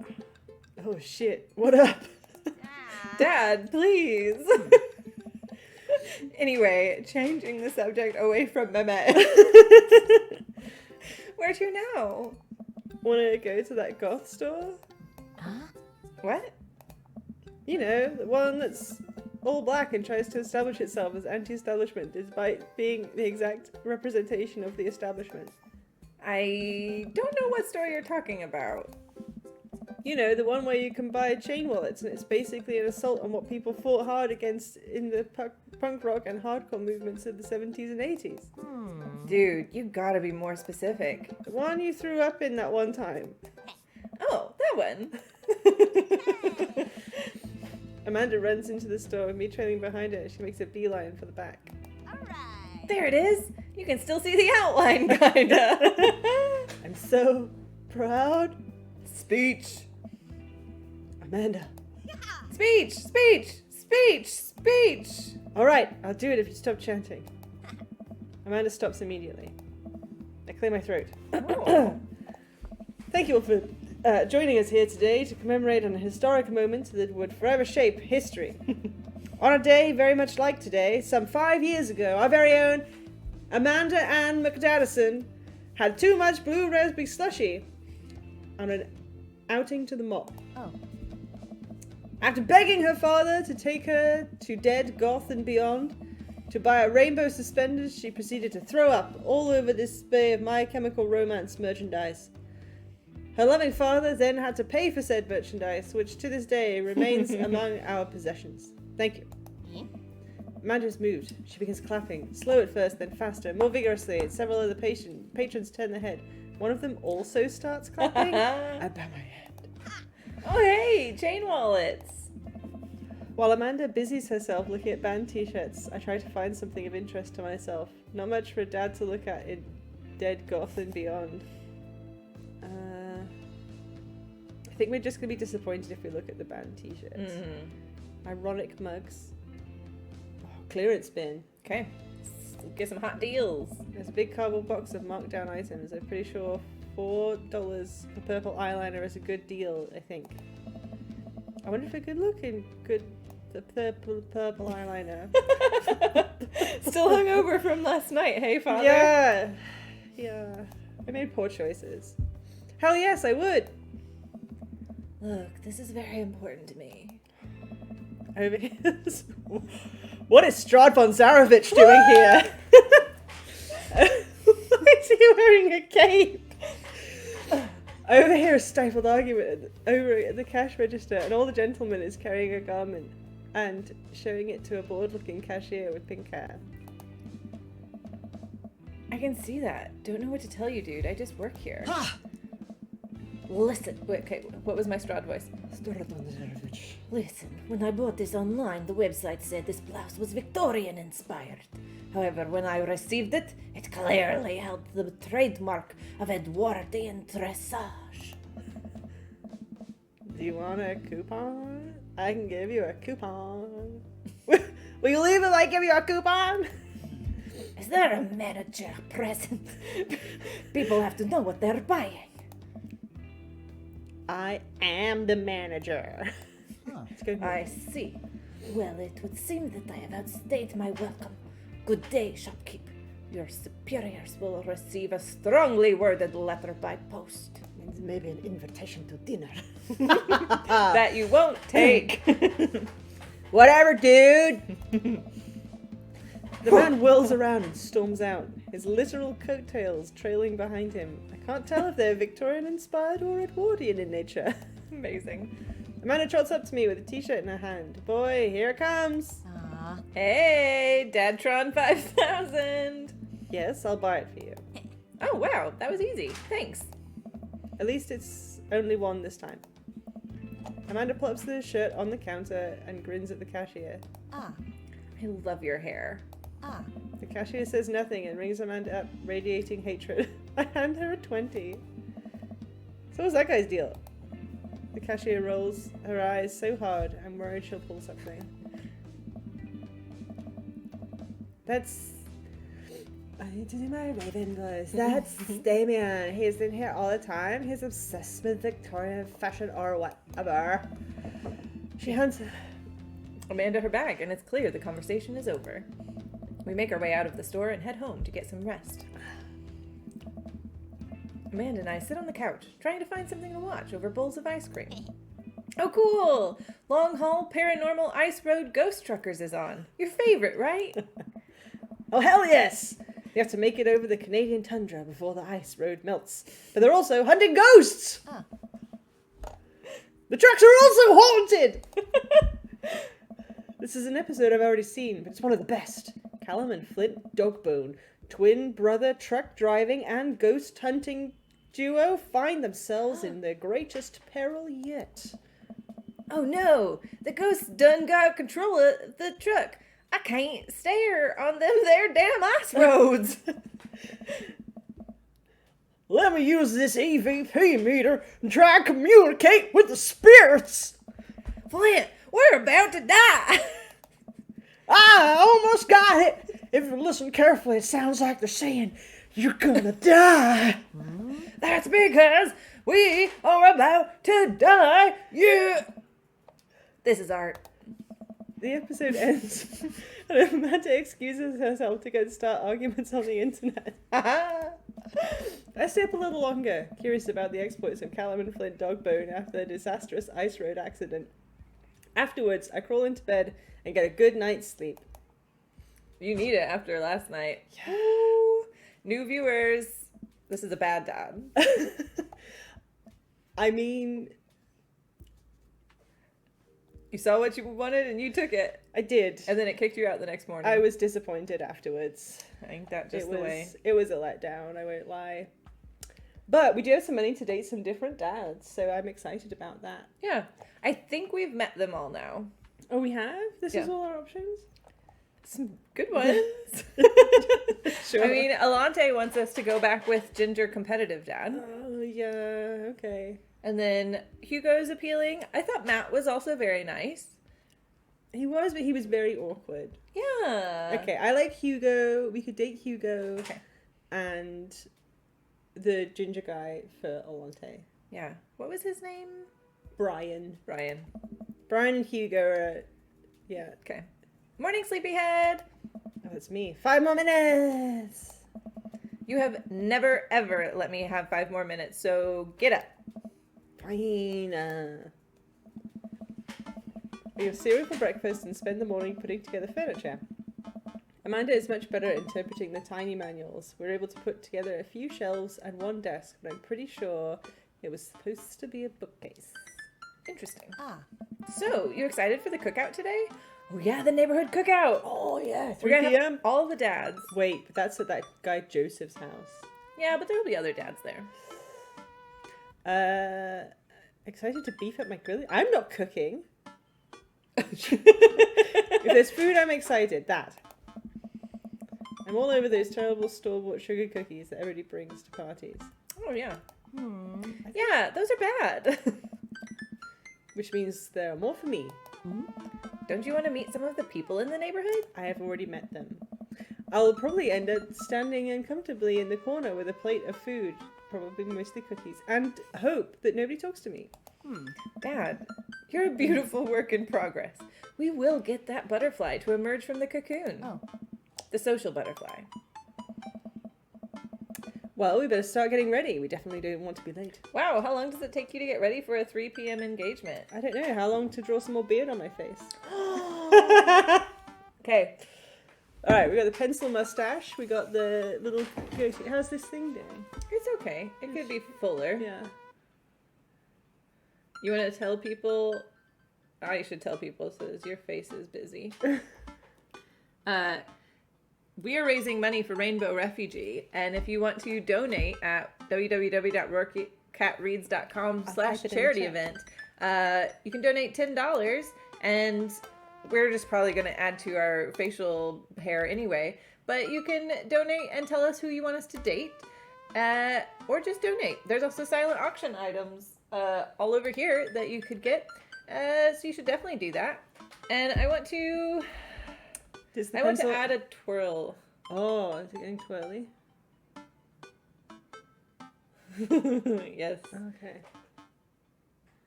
Oh, you look good. Look, go right up into I'm the going to get a camera. bit closer. This is my face now. Yeah.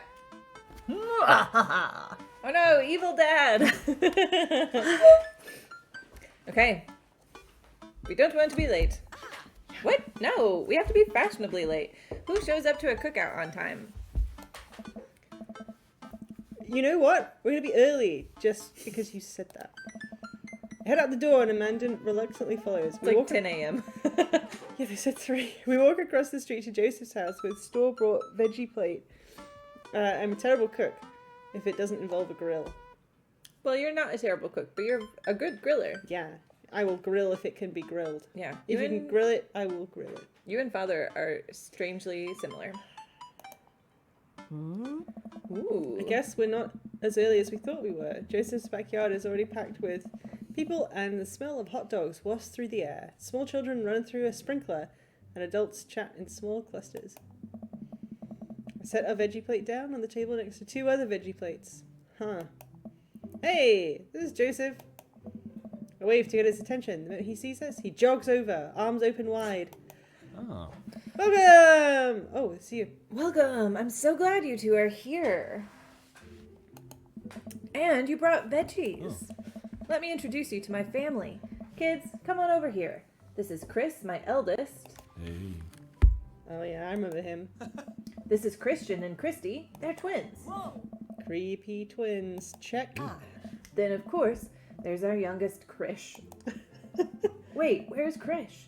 Maybe Mary put him in his crib. Did we meet Mary the other night? I think we Was did. she the lady at the bar? Oh man, we did not buy her a drink. Oh, it's a woman from the bar. What's she doing here? Oh, and how could I forget my lovely wife, Mary? Oh, Mary, sweetheart. Did you put Krish to bed? I'll have to go look for him. Huh? What? You'll have to... Joseph takes a moment to regain his composure. Mary, this is our new neighbor, Father, and his daughter, Amanda.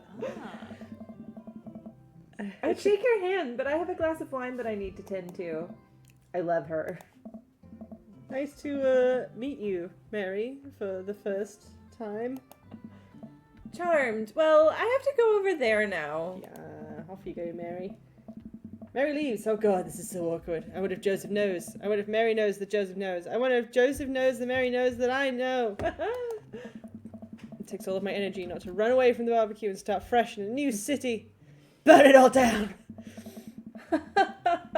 My wife has a wonderful sense of humor. But please, you two enjoy... This is definitely Joseph's voice. But please, you two enjoy the barbecue. All the guys are really excited to meet you. They heard you put out immediately.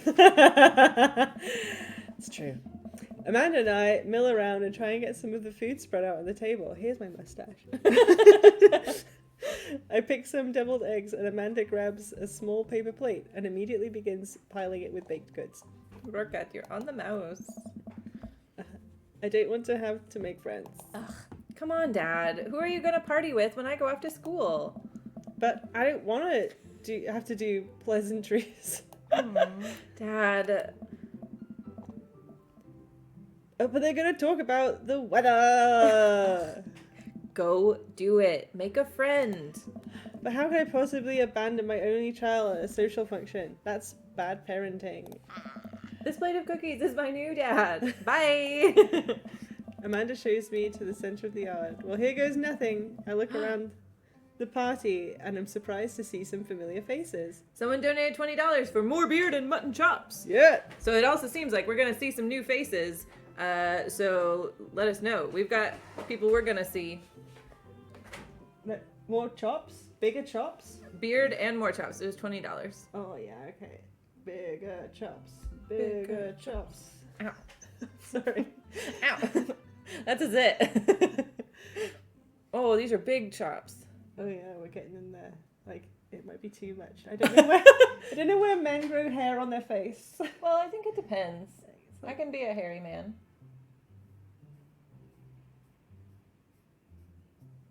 Yeah, like this. Whoa! Ah! That's terrifying. Someone bid more so I can get a full beard. Yeah, I've got a lot to fill out here if I ever want to achieve my dream of being a bear. Yeah. Right now you're far too svelte. Yeah. Oh, isn't the barista from the Coffee Spoon? It's the middle of the day on Saturday. Oh god, Robert's here. Oh, and the guy who threw the frisbee at my head. Isn't that the guy who was throwing a fit in Dead Goth and Beyond? And that's Amanda's teacher. Hey, I know Craig. But wait a second, all of these people live in our cul-de-sac. That can't be right. I better investigate. Ooh. Oh, Robert So we got- and Brian. We got pairings here. We got Robert and Brian, so we could talk to who we have been paid to flirt with. No, Oh, okay. we have $20 have been given to us to flirt with whoever we want to. Okay. I'm not even sure if Alante is still here, so Alante, post something in the chat if you want us to talk to Brian. Brian, but we do have to talk to Robert. Yeah. Matt, Hugo, and Craig. Oh, he's still here. Okay, I guess we're gonna do Brian. Oh man, but this isn't getting us any closer to Hugo. Oh god. Now you just look desperate. Worried Robert and Brian were chatting over a few drinks, determined not to be weird about what happened that night. I hope Robert feels the same. Hey guys. Father, how the heck are you? Settling into the neighborhood all right? Oh, you betcha. Got the living room in order at least. That's great to hear. I've been doing some living room work as well. Finally got the 50 inches in there. The TV. He's talking about a TV. The game looks great in high def. Oh god, why did you have to bring up the game? Oh boy. Father, have you met Robert yet? Oh, intimately. Yes. I believe we met briefly. Ooh. Hey. Robert takes a long sip of whiskey. Robert robotically extends his hand and I shake it. He stares unblinkingly into my eyes. Oh god, what does it mean? How's it going? It's good. Robert focuses on the whiskey he's holding. Takes a long sip. Great. Look at my friends becoming friends. Us dads gotta stick together, you know? Us dads? Robert has a kid? We're gonna find out. Yeah. If your hunch was right. Oh, I didn't know you had kids.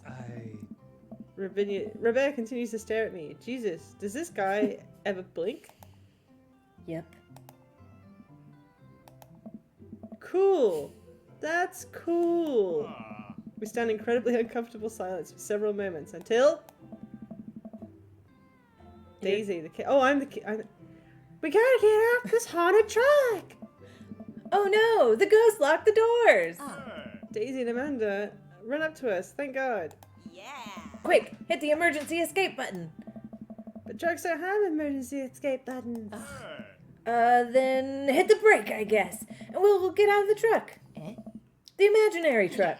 Anyway, we're safe from the ghosts, but how will we ever survive this Arctic tundra? Daisy, you might have to eat me. Are you prepared to do that? I'm prepared to do anything to survive.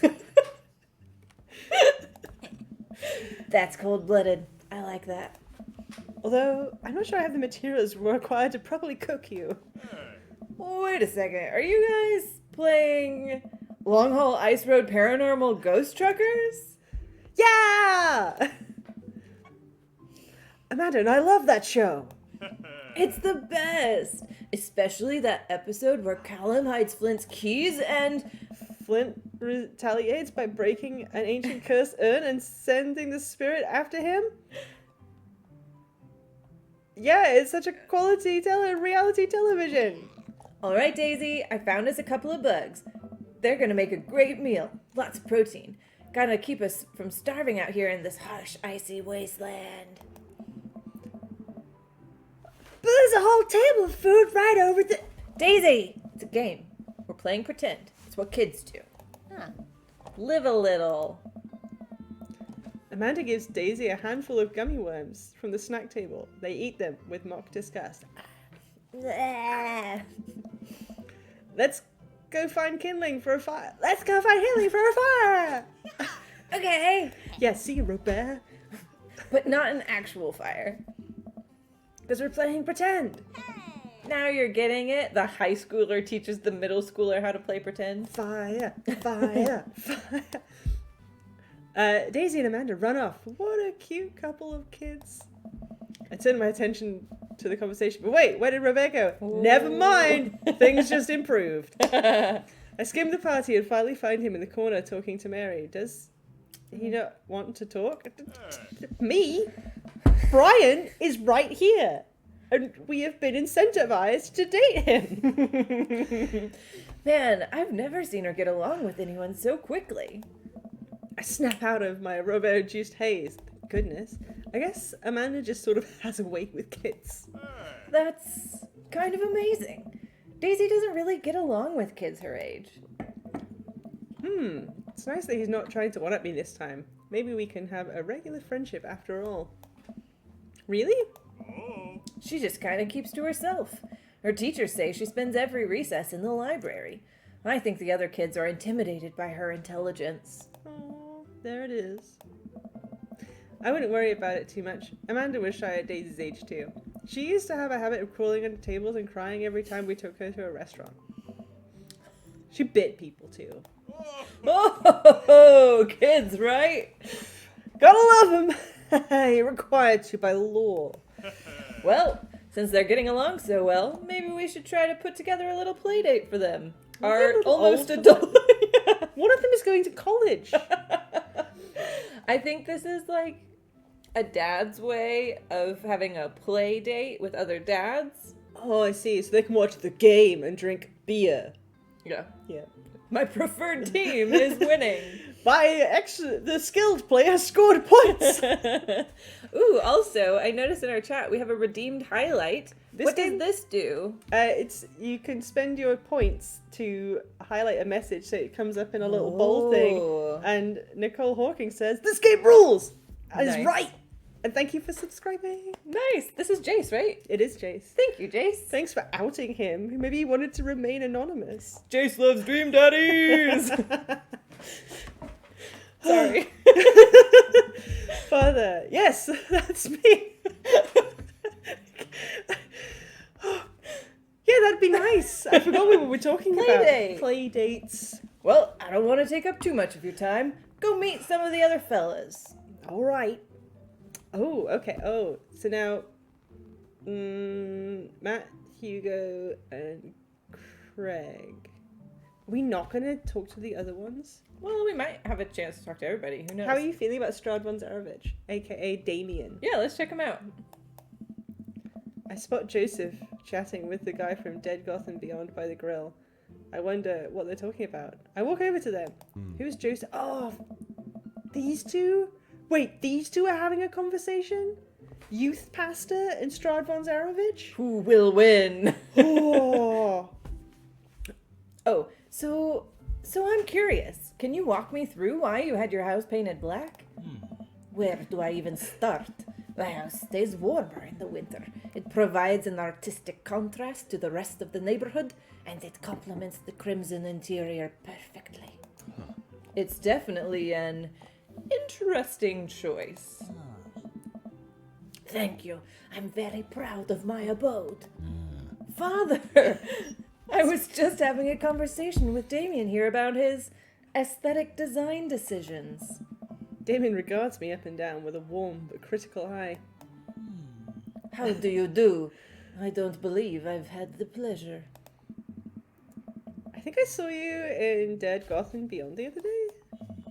Damien's face turns bright red. I must apologize for my behavior on that day. You see, I take the goth lifestyle very seriously, and to be caught in a ruse by such a corporation as Dead Goth and Beyond was profoundly frustrating indeed. I bet it was. I hope you know that while my anger may have been justified, it was no such way for a gentleman to act. It's okay, man. Do tell me about yourself. Are you new to the area? Yes, I just came through the mists. I mean, my daughter and I just arrived the other day, and she was the one I took to Dead Goth and Beyond. Very good taste on her part. Does she partake in the goth lifestyle? I think for a second. I look over at Amanda, who's hanging out with some older kids in the neighborhood. Aye. Hey, Amanda, would you consider yourself a goth? Amanda yells back.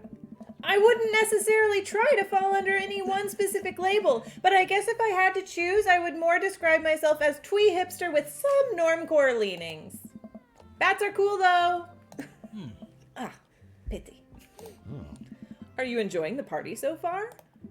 Oh, definitely. Thanks so much for putting this on. It's nice to be in a cul-de-sac where everyone is so friendly and welcoming. And hot. Yeah. Amanda walks up to the conversation. I also like The Lost Boys a lot. Really good movie. Does that count as goth? That it would, my dear. I don't believe we've had the pleasure of meeting. Damien Bloodmarch, at your service. Hi. Damien finishes the sentence with a flourish and a bound, producing a single rose, offering it to Amanda. Oh. Amanda blushes and returns the gesture with a curtsy. I don't know if I like this. My, do you know how to treat a lady? Oh, the evil You gotta be twins are these. back. You gotta be these. Hello, Amanda. Seemingly out of nowhere, Joseph's twin kids appear. Are they speaking in unison? Hey. Won't you come and play with us? Come and play with us. Forever. Guys, enough with the creepy twin shtick. We've talked about this. Christian and Christy slowly back away. Where do you think they got that from? She's drunk now. Oh, yeah. Mary pops into the... Oh, yeah, there's wine in her hand. Pops into the conversation. Wine in hand! I don't know. Mary takes a long sip of the wine. Oh my. I think I might have taped over a VeggieTales VHS with The Shining. Who knows? She takes another sip of the wine. Where's Krish? Ugh. Wasn't he with you? Have they not found Krish this whole time? You had him a moment ago. Oh. He's probably stuffing dirt in his mouth. He'll be all right. Toddlers are pretty resilient. Mary tips her glass to me. Ah. Ain't my first time to the rodeo. It's my fourth. Ugh. I've squeezed 4 little. Sweetheart, would you do me a favor and please find Krish? That would be great. I'm sure he's fine. Yeah. Mary? Hey. Okay, jeez. Mary finishes her wine and wanders off. Oh, is this? Of course. Yeah, That makes sense. you're Lucian, I think. Or you are now. Dad, can we go now? Lucian, have I introduced you to Father yet? Hey, it's that punk from Amanda's school. I remember you. Whatever. That's no way for a young man to speak to his elders. Be polite. Lucian bows. Whatever, sir. Lucian bows again. Mr. Christiansen, may I have a veggie burger, sir? Coming right up, bud. Are you vegetarian? Yep. Make that 2 veggie burgers. 2! Did you know that some people in the Victorian era were vegetarians? They described carnivorous type people as blood lappers. Dad. That's really interesting, Damien. Joseph turns to the grill. A hint of a tattoo peeks out from underneath his sleeve. I can't believe I didn't notice it before. I can't see it. I think Lucian's in the way. Yeah. It looks like the bottom of an anchor. Oh, he's a sailor. Wait, Or, no, in Christian world, an anchor means faith. But Mary, when she hit on us, was like, "Ah, hello, sailor." Oh, we're discovering everyone's secrets. Yeah. Lucian, whoa, is that a tattoo? Yep. I wasn't always a youth pastor, you know. That's so cool. Wanna see mine? What? What? Lucian pulls back some rubber bracelets, really revealing a lopsided 666 in black ink. My buddy gave me a stick and poke tattoo last week. I think it's healing up pretty good. Lucian! Oh, we'll talk about this later. That's pretty cool. What's the significance of the tattoo? Come on, Joseph. I don't know. I just thought it looked sick. Well, in my opinion, the only reason you need to get a tattoo is because you want one. Careful though, that number carries weight. Man, Joseph was way cooler youth pastor than I thought. I just figured youth pastors popped out of the womb with a Bible. I wonder what he did before preaching. Sailing. Sailing. Alright, well let's talk to the last ones. Okay. Yeah. Matt, Hugo. Oh man, these are all the hotties. Yeah. Matt and Hugo seem to be embroiled in an intense discussion. Oh, I bet they have a lot to talk about. Craig looks on, smiling politely. I walk over to say hello. Well, I don't think it's fair to try and compare two art movements like that. Periods in art only exist because they're a unique byproduct of the social and political climate of a time and place. And to try to take something like, say, the Rococo period and compare it to the postmodernism in America, you're completely disregarding the context in which a work of art is created. Matt and Hugo seem to be so busy talking that they don't notice me. Craig leans in. Dude, I have no idea what's happening. Let's talk to Craig. Okay. It's awkward to be that person. Yeah, I turn my attention to Craig, who seems a little more attentive to my existence. it's true. How'd resistance training go the other day? Oh. Great. Little River here is a great cheerleader. Ain't you, tiny bro? Oh, I love this little baby's face. It's great. Just always surprised. Yeah. Craig grabs River's arms and waves them around. You can do it, Dad. I'm so proud of you. I'm sorry for pooping on you. She must Oh, be she a smiled. She must be a handful at that age. Oh, they always are. Bro. But it's so worth it.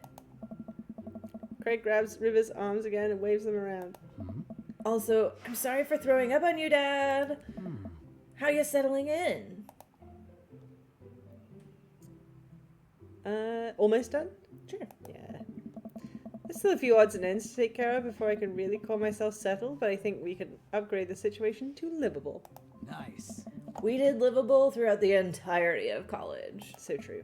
Yeah, my goal was for Amanda to live the sort of life that I didn't involve eating spoonfuls of ranch dressing as a palate cleanser between different types of pizza. She still does, though. Hey, she takes after her dad. Father, how are you liking the neighborhood? It's pretty nice. Everyone's been super friendly. Seems like your daughter is fitting in just fine. I don't remember Matt's voice. Matt points across the yard to where Amanda, Daisy, and another young girl are playing. They're all sitting cross-legged in the grass, picking weeds and weaving them into little flower crowns. It's pretty adorable. The girl I don't recognize jogs over to us. Oh, this could be her daughter. His daughter. What is it, sweetheart? What is... Oh, I think you're just deeper. What is it, sweetheart? It's a flower crown. I thought you looked cute in it. Well, there's only one way to find out. Oh, a flower crown better appear on that dad's head. Matt takes a flower crown. Yes! Yes, my flower crown! Am I cool now?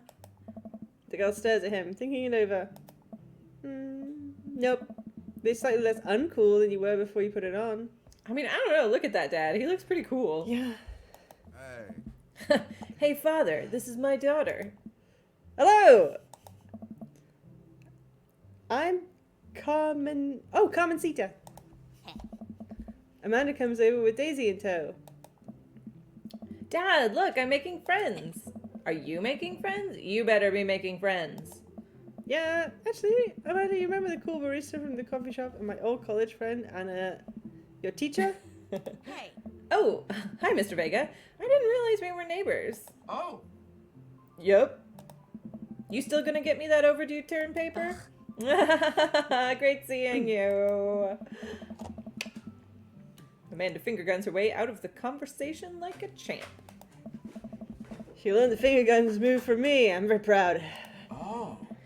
She's definitely a charmer. Speaking of which, where did my son go? Sweet Manchego. Hugo looks around the party. He must finally spot him because his eyes go wide. Whoa. Ernest Hemingway Vega, are you smoking? Oh. Ernest is holding a lit cigarette.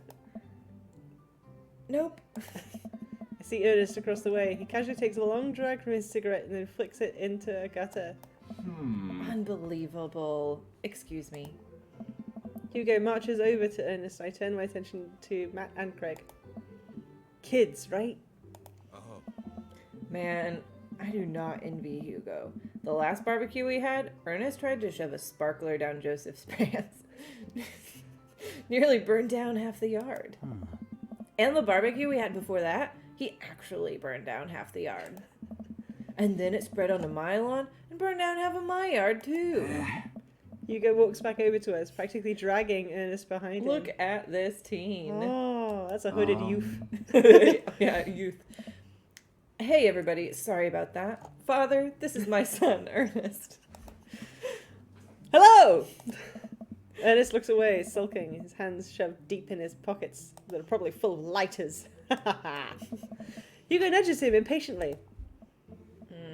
Hey, Nice to meet you, Ernest. What grade are you in? does it matter? Oh. Ernest? Okay, I'm in 8th grade. God, are you happy now? I'm sure you were just dying to know. Yeah, good for you. Hmm. Can I go now? I'm tired of talking to old dudes who blame my generation for the failing economy. You haven't had a chance yet. Ernest! Oh, yeah. because I'm totally embarrassing you. Ernest puts his earbuds in and storms off to stand in the corner. Well, that was certainly something. He seems nice. Hugo puts his head in his hands and sighs. I'm so sorry. He's having a really rough time. As much as I want to be the cool dad, I have to be the authoritarian dad, and he clearly resents me for it. Nice. I mean, I think as a dad and a teacher, that's about as authoritarian as you can get. Honestly, are any of us cool dads? Is it even possible to be a cool dad? What? I'm as cool as a cucumber. Oh. See, that right there, you can't say that. I don't know. My kids think I'm cool. But for how long, Craig? How long do we get to be the cool dads? I don't know. I don't know. Yeah, sounds great. I think we just have to accept the fact that as dads, we've become the machine we once raged against, and accept our fate to unironically wear socks with sandals. Your kids may think you're cool now, but the moment they hit puberty, you're doomed. Amanda's 18? She's a senior. I don't know what that means. And she still thinks I'm cool. I yell across the yard to my daughter. Amanda! I'm cool, right? Amanda just laughs. She keeps laughing. I see a point. Oh no. As much as we all want it, I don't think it's as important to be a cool dad as it is to be a good dad. We can't all be best friends with our kids. It just doesn't work. I mean, look at me and Ernest. Oh. Our job as parents is to make sure our kids turn out okay. Yeah, you're right. But it'd be nice to have it both ways. Hearing these guys talk about this makes me think of my relationship with Amanda. We get along so well, but there might come a time when it won't be like that. Is college when that happens? Ah. Don't let us eat up your time, Father. Go meet some of the other people around the neighborhood. Oh. And without further ado, let's work some magic. Joseph closes his eyes and takes a deep breath and gets to work. With the greatest of ease, he sets patties on the grill, flourishing as he flips his little spatula into the air. It's easily some of the best grill work I've ever seen. You guys think this is my first time in front of a grill? He's working faster now, effortlessly tossing cheese onto the patties, perfectly grilling the onions on the side. One after another, the dads take notice and a crowd around Joseph to admire his masterful technique. Oh. You probably didn't know this, Father, but Joseph's known around here for his grillsmanship.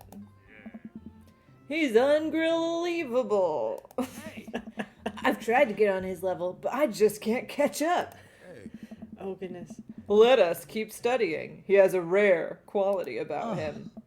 Mustard, we keep talking about this. Can't we just appreciate the artist? I've never seen him make a mistake. Okay, we need to stop. This is getting too cheesy. Please stop! Oh man, I forgot you were voicing literally every other dad. That was amazing.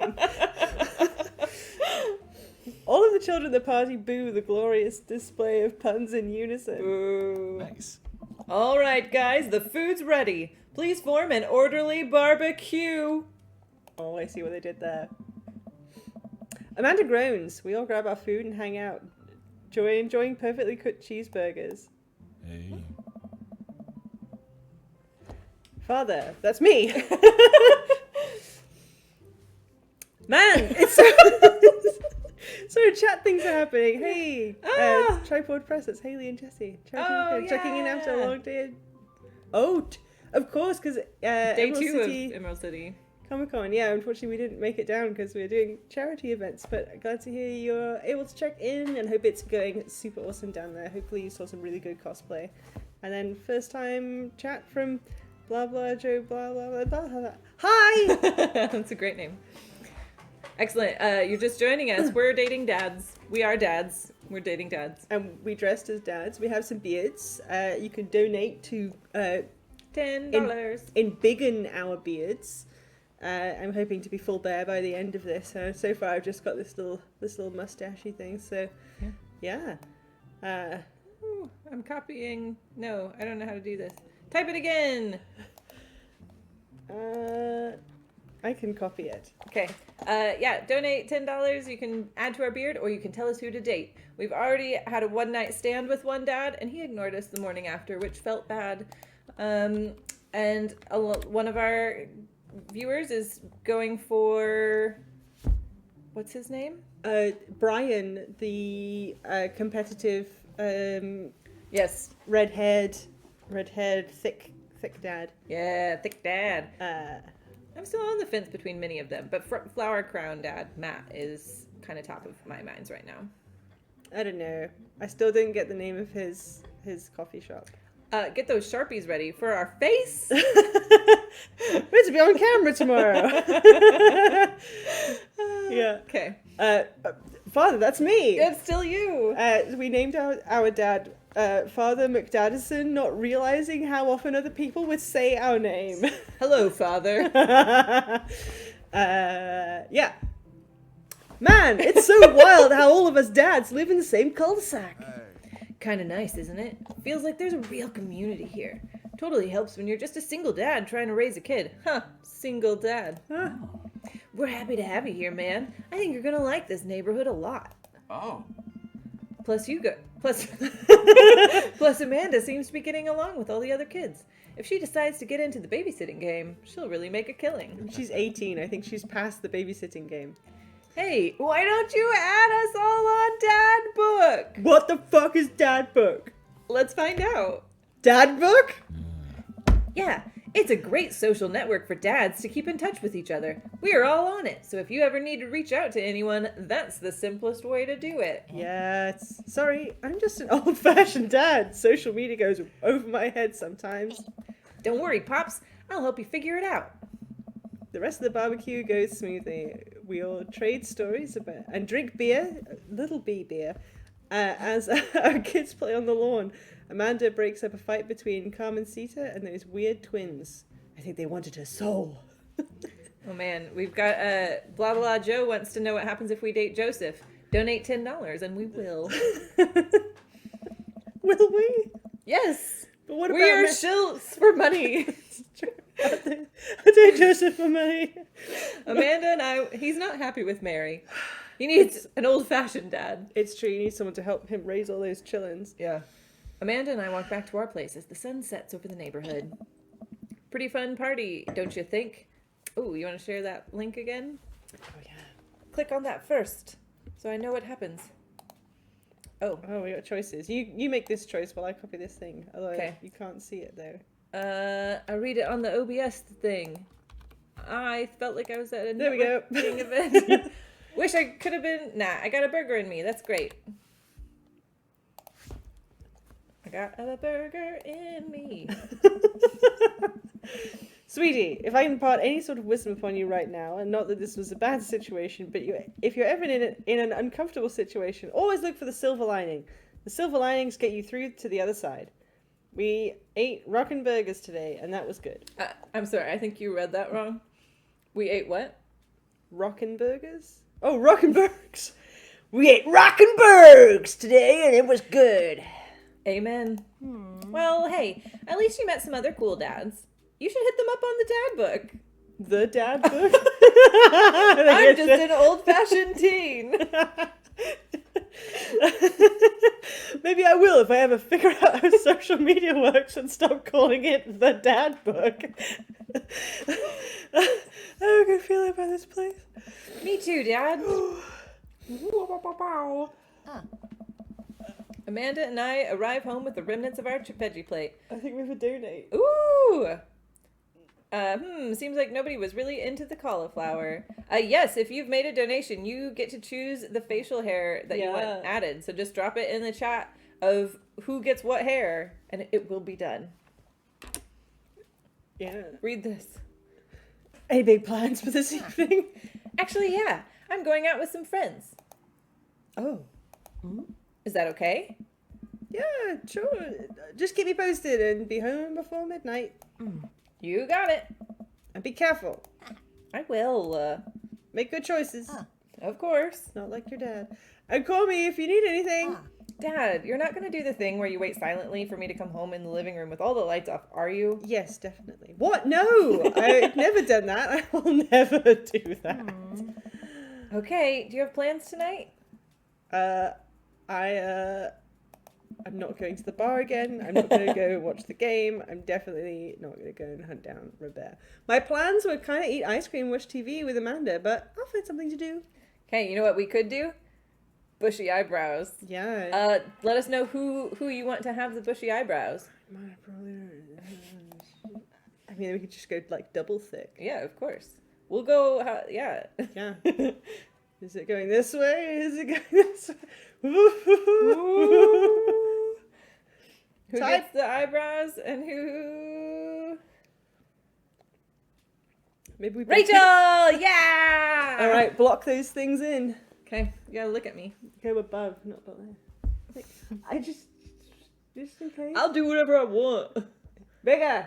I'll be like a drag queen. Oh man, we need the black ones for you. Oh, these are good. Oh yeah. Yeah. Can this one have the, like, if you did it down to here, can I have the Look at this thing. I think if you look at me. Oh, sorry. I want to get them even. You look like Captain Hook. You put a big arch in them. Oh, yeah. Oh man, this is good. So yeah, so this is all a warm-up for tomorrow's stream. You can join us tomorrow where we're doing 3 different TTRPG games. In the morning we've got fish play. Look at this thing, yeah. I'm a dad. I like grilling things. Oh, amazing. We would make excellent drag games. Yes. Some more than others. This is wonderful. But yeah, come and join the stream tomorrow. We won't have more of this nonsense, but we'll have completely different nonsense. It'll be awesome. Excellent. Oh, yeah. Oh, and we got the donation. We're dating Joseph. Oh, we are? Yeah, he's the first person we'll talk to on Dad Book. We'll set up a date. Okay. Worth every penny. Okay, Father, I'm gonna date Joseph. Work on some stuff. See how long I can sleep for. Throw a party? Like, would we actually throw a party? I don't know. So far, you've seemed like a party dad. Going out to the bar. Yeah, sure. Let's throw a party. We can at least invite someone over to watch wine and Netflix. Netflix and chill. And supernatural ice truckers. Yeah. Oh, we could invite... Okay. A real rager. All the other dads in the neighborhood invited. I'll see if I can get you a spot on the list. But honestly, it's looking tight. You may just have to wait in line. I know the guy at the door. I'll get in, no problem. Just relaxing tonight. Have fun, okay? Great. See you later. I watch Amanda drive off into the night. I really hope she has fun. I plop down in front of the TV and turn on some Wine and Dine Mastermind with celebrity chef Gavin Chapman. It looks like Gavin's making a roasted rack of lamb with rosemary mashed potatoes. Also, I'm really loving seeing all of your honking things that you've put in. Oh yeah, these emotes. I've made various different roars. This one here is called Goose Roar. Yes. I'd love to be able to cook like that. Oh, I think if I was actually good at cooking, I'd use my powers for evil, like making baked Alaskas all day instead of any food of real nutritional substance.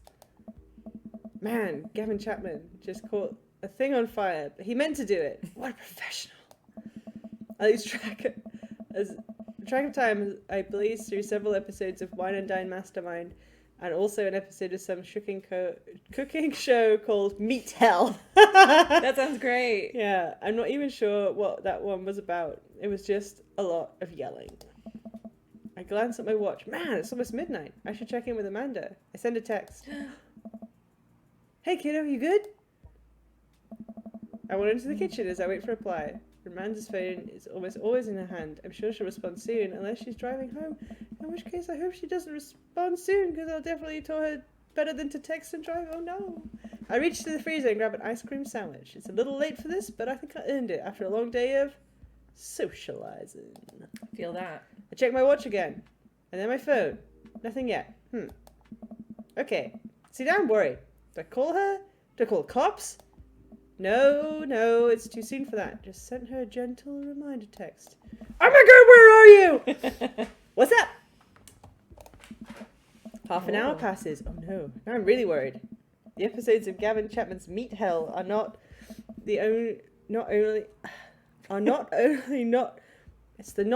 sandwiching the only. Assuaging my anxiety, but possibly exacerbating it. With all the yelling, so I keep pacing around the house, waiting for her to come back. Why didn't I find out where she was going? Who's she even with? Why don't I know any of her friends' phone numbers? Why don't I even know any of her friends' full names? Oh, Father. Who is Emma P? I decide to send her another text. Amanda, please text me and tell me to let me know you're okay. I can't help but think of the awful things that could have happened to her. Oh, don't think about them. Oh, thank God, it's her. Amanda opens the door and shuffles in. Finally, she's back home. I'm glad she's okay. Sup? Sweetie, thank God you're safe. Oh, yeah. But now I know she's okay. I'm really mad! Why didn't you answer my texts? Amanda pulls her phone out of her pocket. Oh, whoops. Guess I didn't see those. She starts to walk to her room.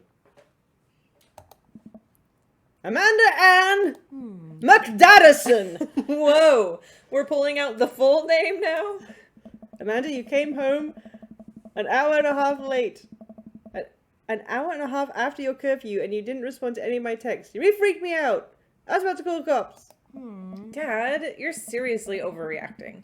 You're not gonna be like this when I go off to school, are you?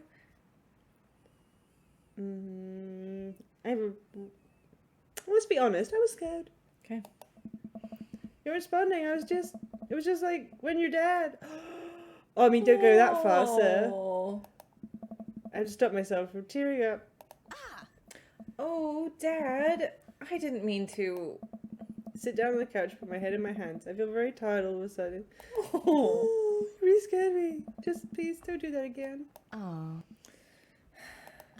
All right. I'm gonna go to bed now. Oh, man. Yeah. Amanda closes the door to her room and I head to mine. Jeez. I fall asleep. One thing she says keeps echoing in my mind. You're not gonna be like this when I go to school, are you? Is that what I sound like to you? I definitely didn't sleep last night. I brewed some strong coffee and make scrambled eggs for Amanda as a peace offering. Oh. She eventually wanders into the kitchen. Sorry, I thought that was my words. Hey! I thought about what you said last night. I should have texted you. I said I was going to do it and I didn't. I honestly just didn't even think about it.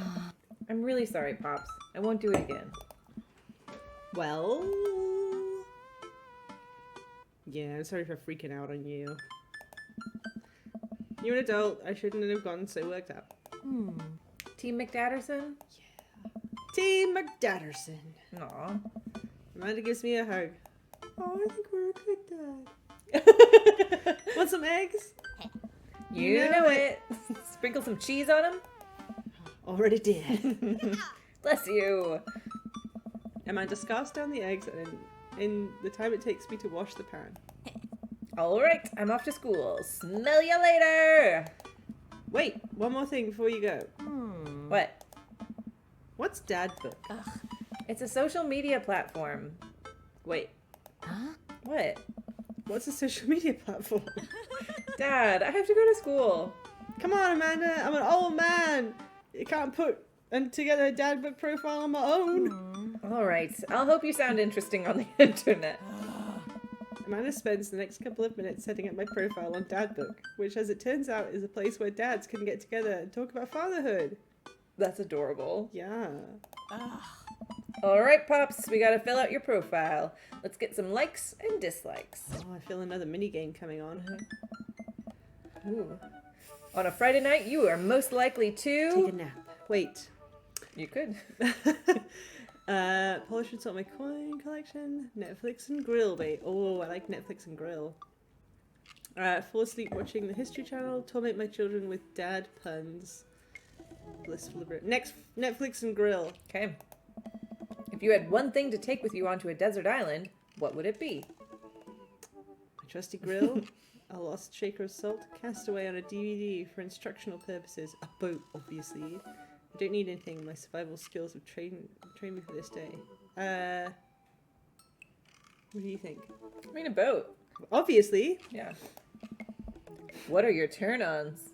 Strong silent men at the bar, I guess. 2 shots and I'm many ones. Strong dad arms, tennis shoes with white socks, a Long white socks. long white socks, a well manicured lawn, street smarts, top tier grillmanship, comfortable with crying. Well, if we're going after Joseph, we better say top tier grillmanship. Yeah, okay.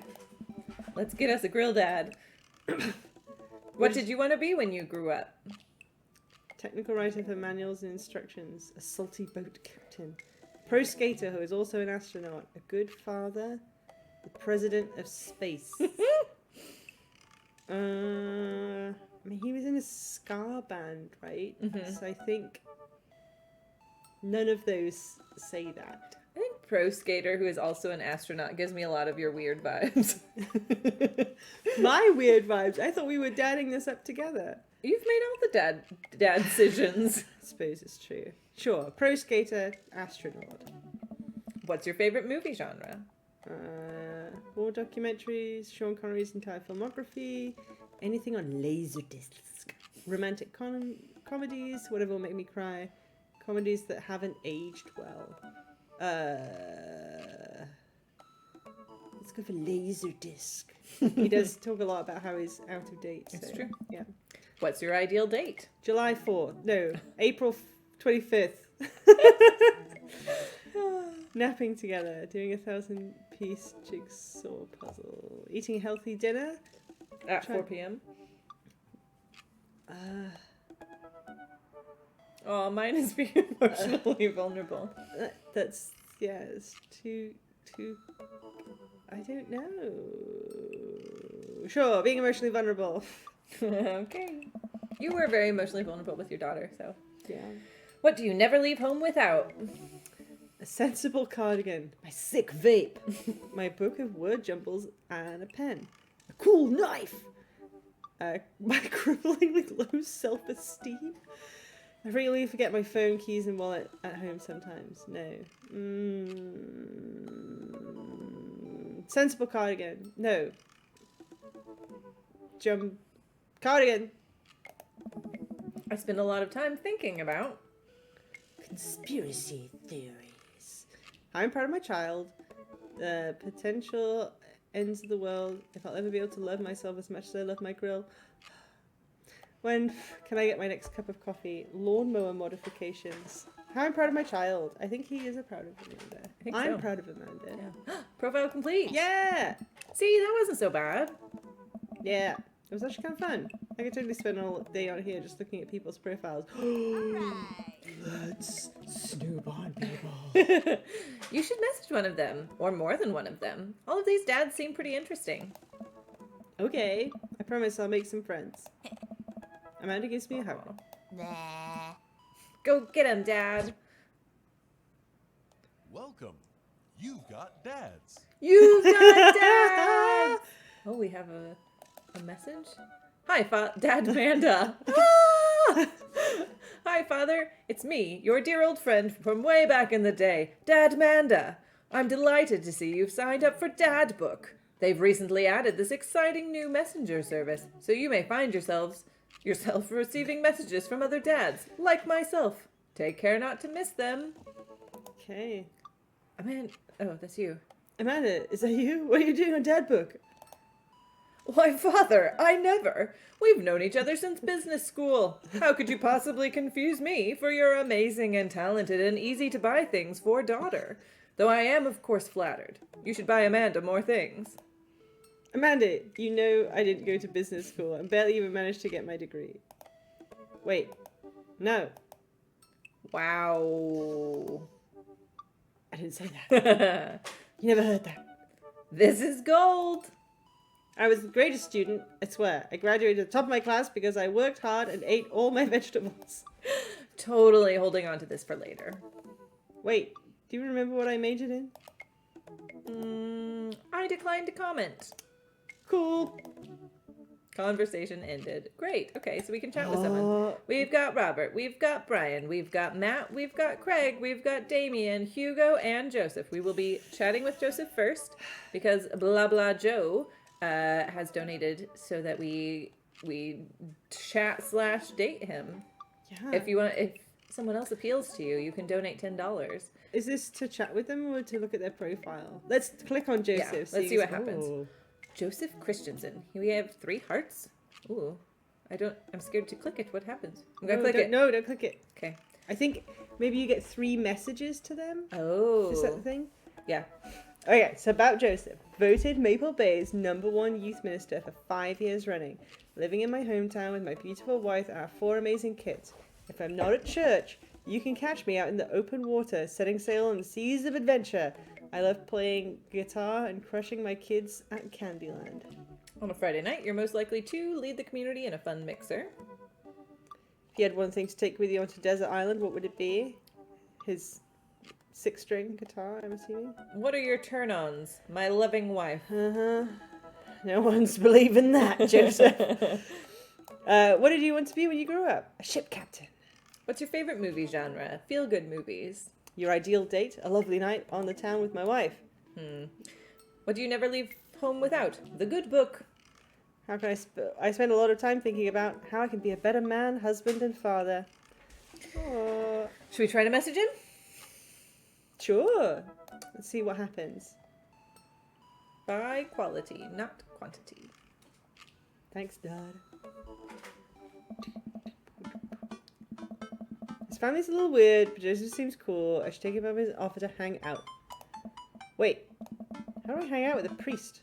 I don't go to church. I should be Jesus-y? Your name is Father. Imagine Joseph's family staring as I fumble through some sort of prayer attempt. Maybe not too Jesus-y. Maybe a light smattering of Jesus. Oh man, this is like when we started dating. Just keep looking at these eyebrows.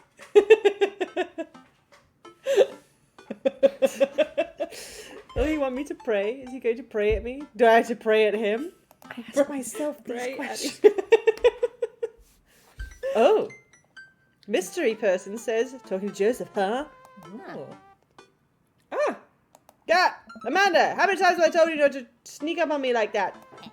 I selectively ignore it every time you do, Pops.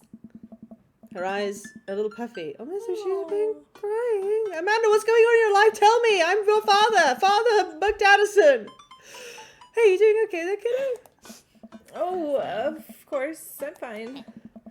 I just started thinking about how there are a bunch of people who still don't think aliens exist, and it's bumming me out. Like, space is so infinitely huge. Just because you can't conceive it doesn't mean it can't exist.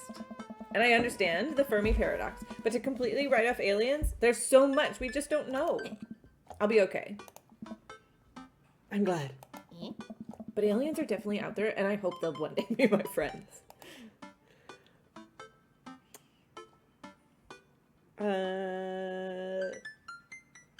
Should we say, are you sure that's all you're upset about? Okay. Try and jiggle some more loose? You know, if there's anything going on, I just want you to know I'm here for you, and I'll always be here for you. Whether you need a shoulder to cry on, a strong dad, to go kick someone's butt, I'm only a phone call away. Thanks, Popsicle. I appreciate that. But I'm fine, really. I'm unconvinced, but I stopped badgering her about it.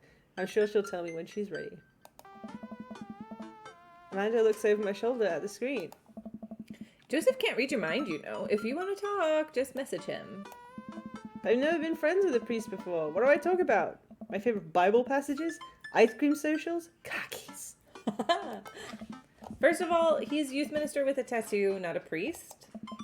There's a difference? Oh. You're overthinking it, Dad. Listen, just put it like this.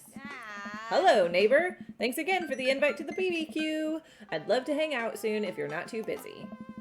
Isn't that a little too business casual? Fine, fine. Give me the keyboard. I got this. Ah. And the focus is on the keys.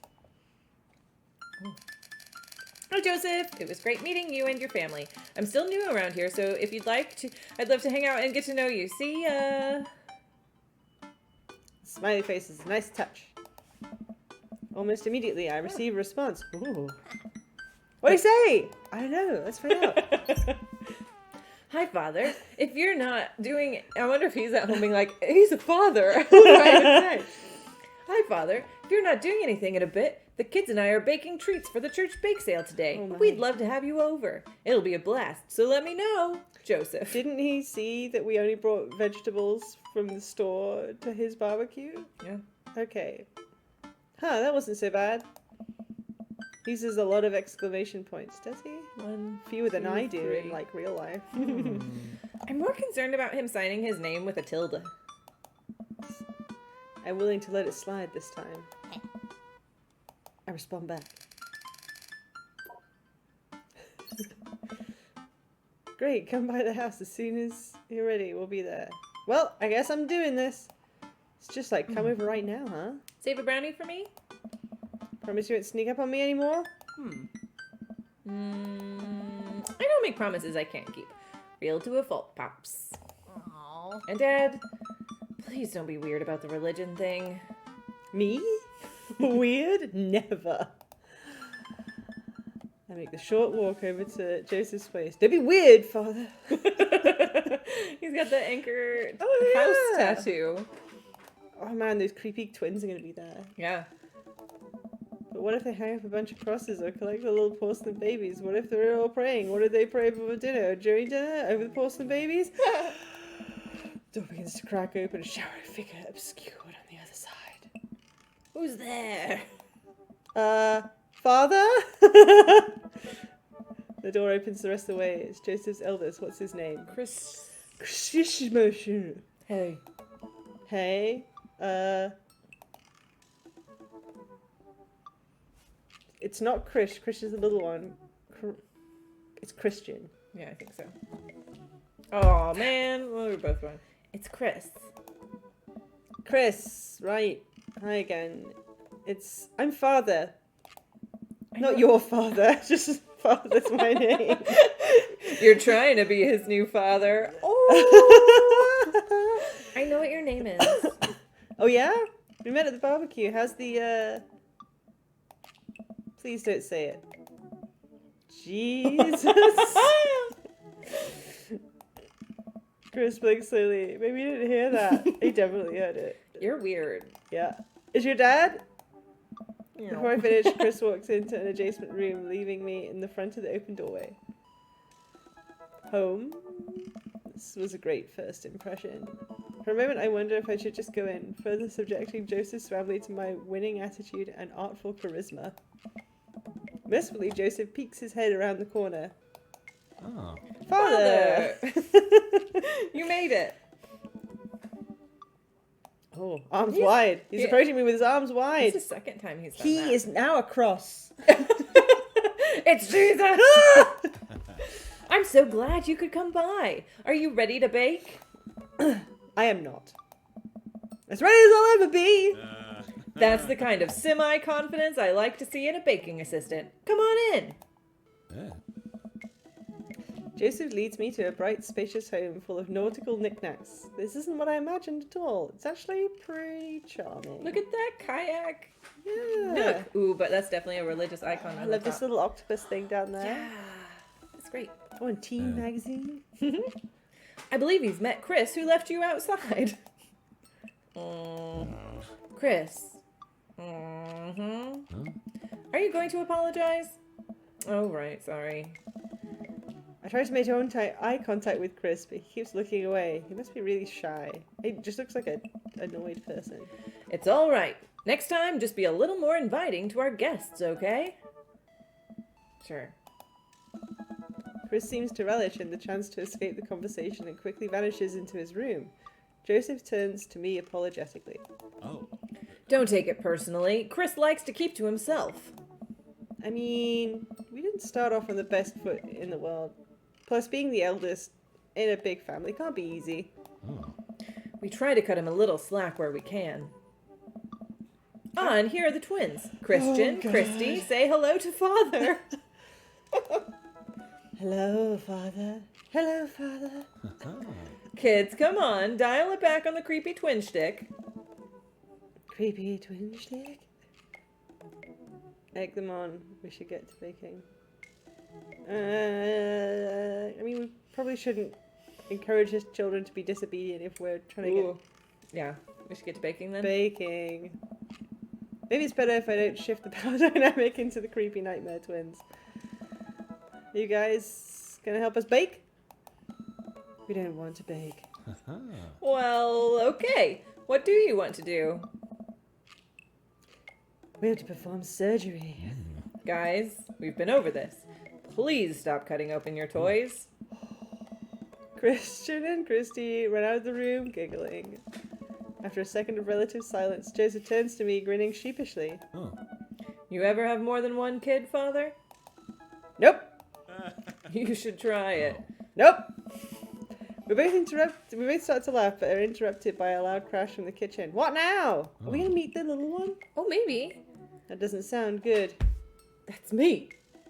That doesn't sound good. Christy? No one responds. Joseph furrows his brow and motions for me to stay where I am. Oh. Wait here a minute. Oh, he's gonna protect us. Joseph rushes into the kitchen. I remember this with Amanda. Half of fatherhood is trying to keep your kids from finding creative ways to kill themselves, and he's got 4.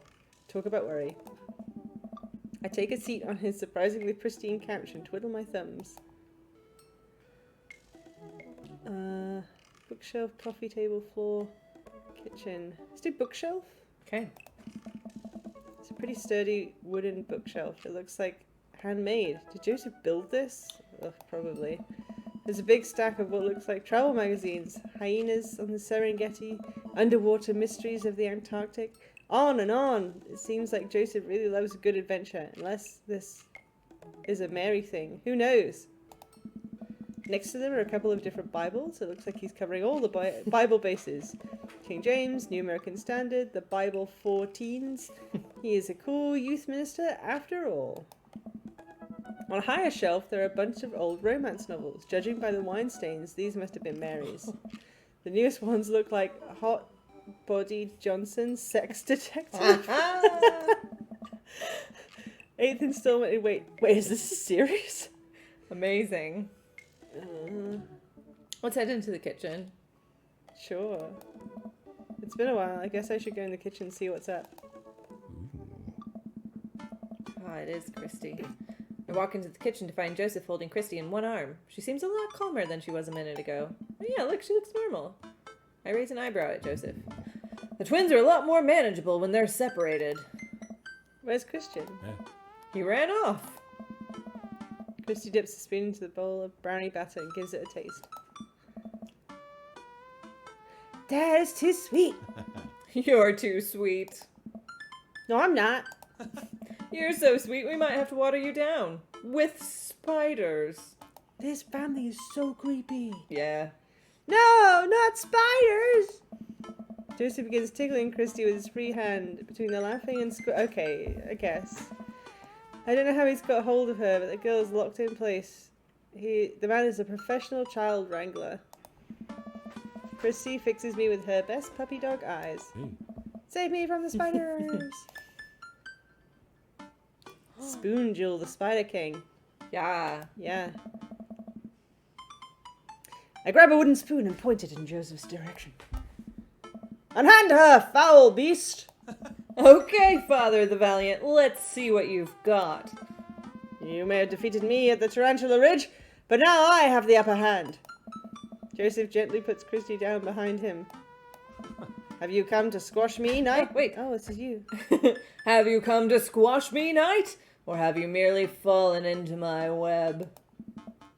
I'm no mere fly, Spider King. Now, on guard! For a minute or so, Joseph and I mock duel with the two dumbest looking spoons in the room. Eventually, I strike a killing blow in the invisible heart between his arm and his body, and Joseph recoils in horror. Blast! I am defeated! You can never best me, Spider King, for I have the power of... I sneak a taster in the brownie batter. The magic! Oh man! That is way too sweet. Aye. Chrissy begins jumping up and down excitedly. My hero! Christy hugs my leg before making a surprisingly fast exit. That was pretty cute. Yeah. Yeah. Hey, wait. Don't you want to bake brownies with us? Christy hesitates, then shakes her head no again. Sparkle Pony! Sparkle Pony? Joseph looks confused. Oh. You don't want to bake with Dad now? You want to play with Sparkle Pony? Yes. Oh. Okay, go. Before Joseph can even finish his sentence, Christy is out of the door and down the hall. Ahead. Joseph sighs deeply as he stares into the chocolate batter and tastes it again, face twisting. And that is still way too sweet. So what made that... What made that crash? Oh, what made that crash from earlier? Egg beaters on linoleum floor. It's my new techno single. Still haven't thought of a B-side. Now we're both looking into the batter. It's got a sickly sheen of sugar and chocolate candies throughout. I have a feeling Christy had something to do with it. Ooh. We need a fresh start. Oh, yeah, like I said, I'm not really a baker, but... Yes. Don't even sweat it. The bag came with instructions that have mysteriously vanished along with my daughter. So we'll probably be fine. Probably. Nice. Yeah, probably. He certainly looked confident. Alright, Father. You baked a cake before. Once. How hard could it be? Now grab a spoon and get ready to rock. Mario Batali, save me! Joseph and I set to work, cracking eggs and mixing things, and then pouring the things according to how we assumed the back of the box would tell us to. Things go according to plan, and soon enough we have a solid batch of brownies. Great. Yeah. Phew. I mean, a date where you're making brownies does sound like a great date. Yeah. Wait. Joseph has a little dot of... Oh! Finally. Here's a little dot of batter in his nose. Well, Father, way to use those dad skills. I bet you've baked a few box mixes in your time. His nose. Joseph. Oh. All we have to do is bring these to the bake sale and voila! Duty done. Oh. Now help me find Christy. Keep your eye out for a pony that sparkles. Joseph, hold still. Hmm. What? Thumb in position. And... Got it. Joseph's eyes go wide as I gently wipe the chocolate off his nose. Is he blushing? Mm. Oh, thanks. Oh, it's a little bead of sweat on his face. It's you. Oh, no problem. And that's the second I've licked the batter off my finger. It's really good batter. We can find Chrissy. Yes, we should do that, Father. Joseph quickly composes himself. Oh. All right, she can't be far. You take the delta position and I'll watch your 6. Your butt. Do you even know what that means? Yeah. Alpha Tango Sparkle. Roger, Roger. Joseph starts making his way down the hall and calls back to me. Take the brownies and rest of the stuff I baked earlier today while I get Christy. We'll meet you out by the car. Oh, yeah. Oh, we get to go to the bake sale. Joseph, Christy, and I arrive at the church parking lot to find fold-out tables and pop-up tents already set up. Looks like the bake sale is already in full swing. Wow, this place is packed. Is this packed? There. There are a few people milling around. Must be a value pack. Oh. If you can count a city's population on your fingers and toes, this counts as packed. Point. Christy rockets out of the car and into the lot. Is she running on jet fuel? I want some brownies! Okay, let's get set up. I want to see Mom! Ah. She's down by the other row of tables helping out with another group. Want to go over there and tell her I said hi? Oh, they have to talk to each other through their children. This marriage is on the rocks. Mom! Christy zips off immediately. Joseph seems unconcerned. Does she always run that fast? Whoa. Yeah, and I can only catch her half the time. These knees aren't what they used to be. I remember when Amanda was her age. I couldn't get her to sit still for 5 seconds. Yep, great age to deal with. While Christy's gone, Joseph and I arrange all of our baked goods on the table and settle in. So, are we allowed to eat any of our own goods? Oh. Look, if I don't see nothing, I don't say nothing. The man upstairs has strong feelings about snitches. Does he actually? Aye. Joseph shrugs. He eats a brownie. It looks like some of the other stalls are selling drinks, little handmade crafts, and other sweets. Oh, someone brought a soft serve ice cream machine. I gesture to it. How are we supposed to compete with that? Ah. Please, this isn't my first time to the rodeo, the bake sale rodeo. Oh. There's actually no rodeo here, it's just a bake sale. Yeah. I think you and I put together can make one pretty convincing argument for these brownies. Don't you?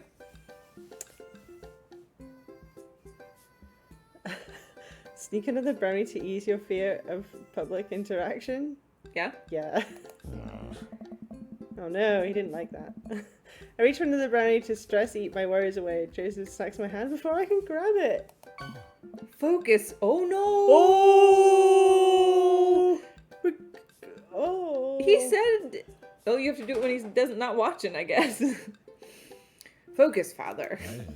It's not long before I have our first customers. Oh hey, it's the guy from the coffee shop. Hey, dude. Hiya. Matt, Carmencita, great to see you guys out here. Hey.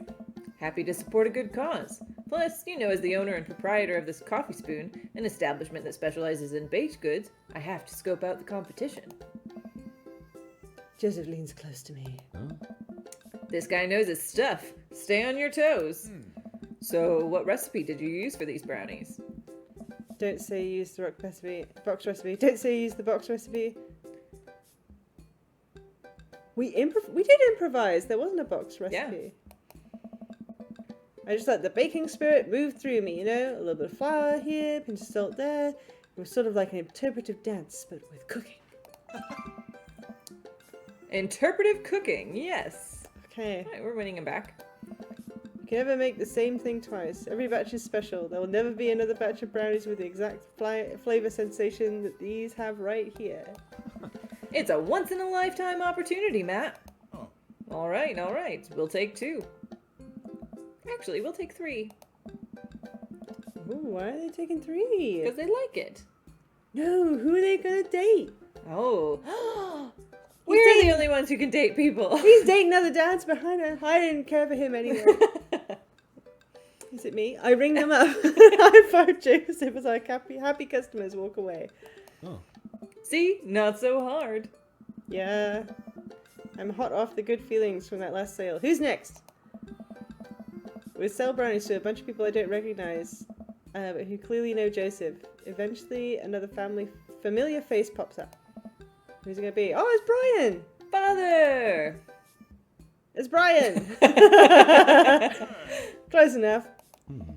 Can we interest you two in any of our fine sweets and treats? You sure can. I bet I could eat 10 brownies. Must resist urge to be competitive. Let the man buy his brownies. So put you down for 10? Better make it just 2. 1 for me and 1 for Daisy. Coming right up. You excited for the youth group movie night, Daisy? Yeah, what's the movie? It's a surprise. Chris leans over to me. Ah. It's the Fast and the Furious. Really? Yeah. If you think about it, there's some heavy religious undertones. Joseph hands a baggie to Daisy. I made sure to give you guys the edges. Clearly the superior part of the brownie topography. Thanks, Joseph. Our 2 customers walk off with their purchases. Joseph and I survey our stock. Hey. These are selling pretty hot. At this rate, we'll have enough money to pay for a new paint job on the church pews in no time. Don't paint pews. Wait, what happened to the pews? Oh, Ernest spray painted his rapper alias onto them. Young Steinbeck. I would have gone for Young Man and the Sea. I can respect that. Speaking in ministerial terms, Ernest is hard to reach. In father terms, Ernest is kind of a turd. Oh, being a cool youth minister seems like a lot of work. Yeah. It is, but it's worth it. Oh. Although, sometimes I wish... Never mind. What? It's kind of silly, but do you ever wish you could just drop everything and go lounge around on a beach somewhere in the tropics, drink fruity blended beverages, fall asleep on a hammock, you know, basically live out a Jimmy Buffett song? Joseph, I think about this every single day of my life. My dream is to live in Margaritaville. One day, my friend, one day we'll be on island time.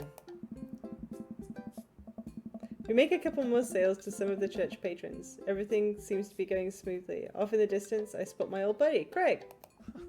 Craig!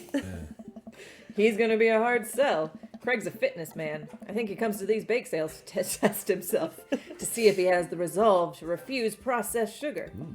Are you sure you're ready for this? We go way back. I got this. Oh. Craig jogs up to the table. Oh! He's got a great family. Look at that herd of chillins! With Briar and Hazel in tow. They're each finishing an ice cream cone, so it's unlikely we're going to sell them on brownies too. Probably won't be able to sell it to the baby. She's impossible to read. All comes down to Craig. Oh. Hey, bros. Hi, Uncle Joseph. Hi, Amanda's dad. Would you be interested in one of our delicious homemade brownies? I don't know.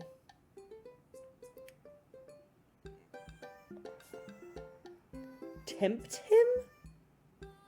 Let's do it. You know, Craig, if you really wanted to, you could hit a couple of these stalls and craft yourself a brownie sundae. Get some soft serve brownie with your good friend Father. I think there's a table down there that's selling freshly baked cookies, hot out of the oven. Treat yourself. You deserve it. That's a tempting offer, Father. But I've got some chia mango pudding at home that I'm actually pretty excited about. I'm gonna have to pass. Ah, suit yourself. Ah, we failed. The day winds down and we're pretty much out of items to sell. Everyone starts packing up. Christy eventually comes back and immediately falls asleep in Joseph's folding chair. Boxed mix, huh? Come on. Oh, Mary's here. Mary saunters up to her. She looks like she'd rather be anywhere else than here. Oh, hi, honey. Yep, they're selling like hotcakes, which is actually, they're just brownies. Cute. Oh. And boring and safe. Oh, like their marriage. That's the implication. That is the like. Look at the color palettes. He's all bright and sunshiny, and she Yeah. is like just. She should go with Damien. Yeah, she's. Or Robert. Yeah. Hey, Mary. Mary's eyes dart over to me. What's the rookie doing here? Oh. I was just hoping to introduce Father to the rest of the community. Uh-huh. Can you get a load of this freak show? What? Weird folk is all, holier than thou types. Don't you think, Father? Yeah. Mary, Give it a rest. let the kid answer the question. They seem nice. Yeah, they all seem like they're really excited to help out at church. It's pretty cool, I guess. Yeah. Mary, can we talk about this later? Ugh. Oh, am I embarrassing you in front of your new friend? Yeah. Joseph doesn't respond to this. He's trying his hardest to keep his cool. Can we please talk about this later? Sure thing, honey bear. Mary turns her attention to me. Hand over the cash. Jesus, I'm not trying to rob you. I'm in charge of the funds here. I hand over the cash we've made. It feels like a hefty wad, so if I may say so myself. Oh, we did a good job. Yeah. Thanks. Hey. Now give me your wallet. What? Give me your wallet. You think this church is gonna fix itself? Mary. I'm kidding. Sorry, I'll work on the whole pretending to be happy thing. I'm sad for Mary. Mm-hmm. Mary leans in and whispers to me. He's really good at it. Mary walks over, saying goodbye. I'm really sorry about that.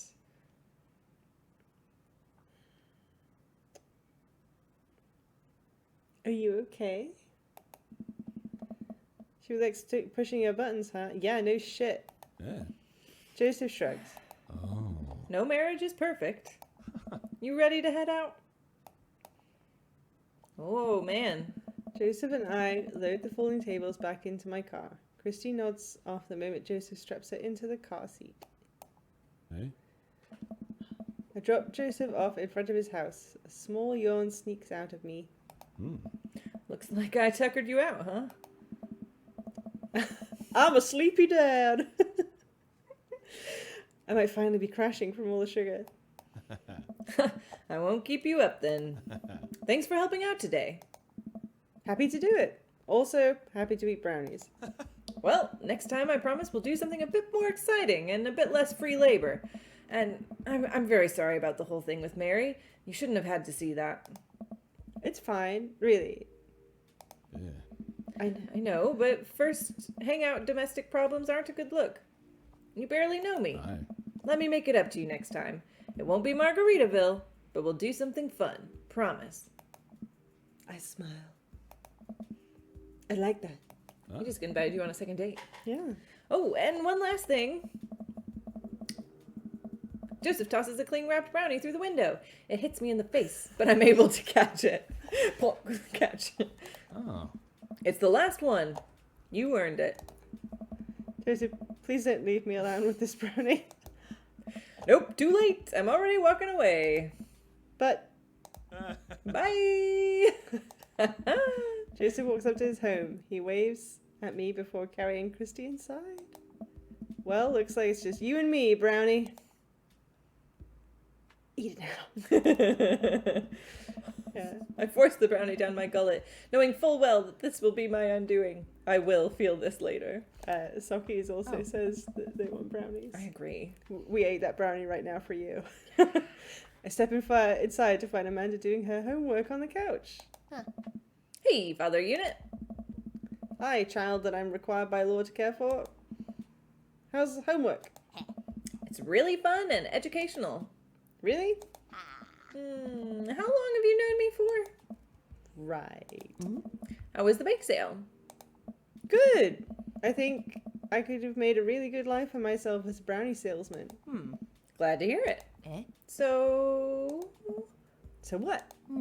were there any extra brownies? Oh, or gosh. did you maybe sneak one? Or... Oh, I ate it outside. Sorry, kiddo, no Bad Dad Part 2! Oh god.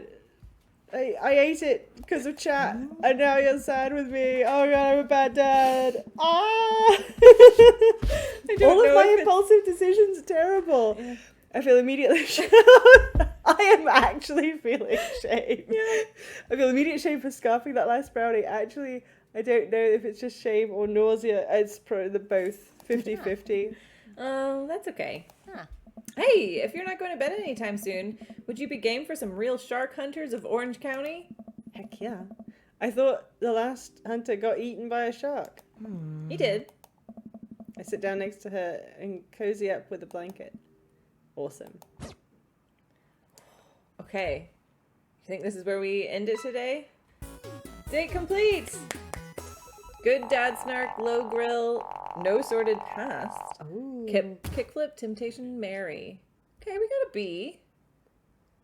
dad points and daddy points. A bunch of points. I don't know what half of this means, but yay! We got a B! That's not bad for our first assignment. Yeah. Dating Joseph, which, Yeah. you know, he's a hard sell. Yeah. Yeah. I hope, blah, blah, Joe, that date was everything you were looking for. It was, yeah, I actually thought a lot of it was quite cute. Yeah, There's more here than meets the eye. for sure. But We didn't get into any of the sordid past. no. Makes me want to date him again and find out. Right?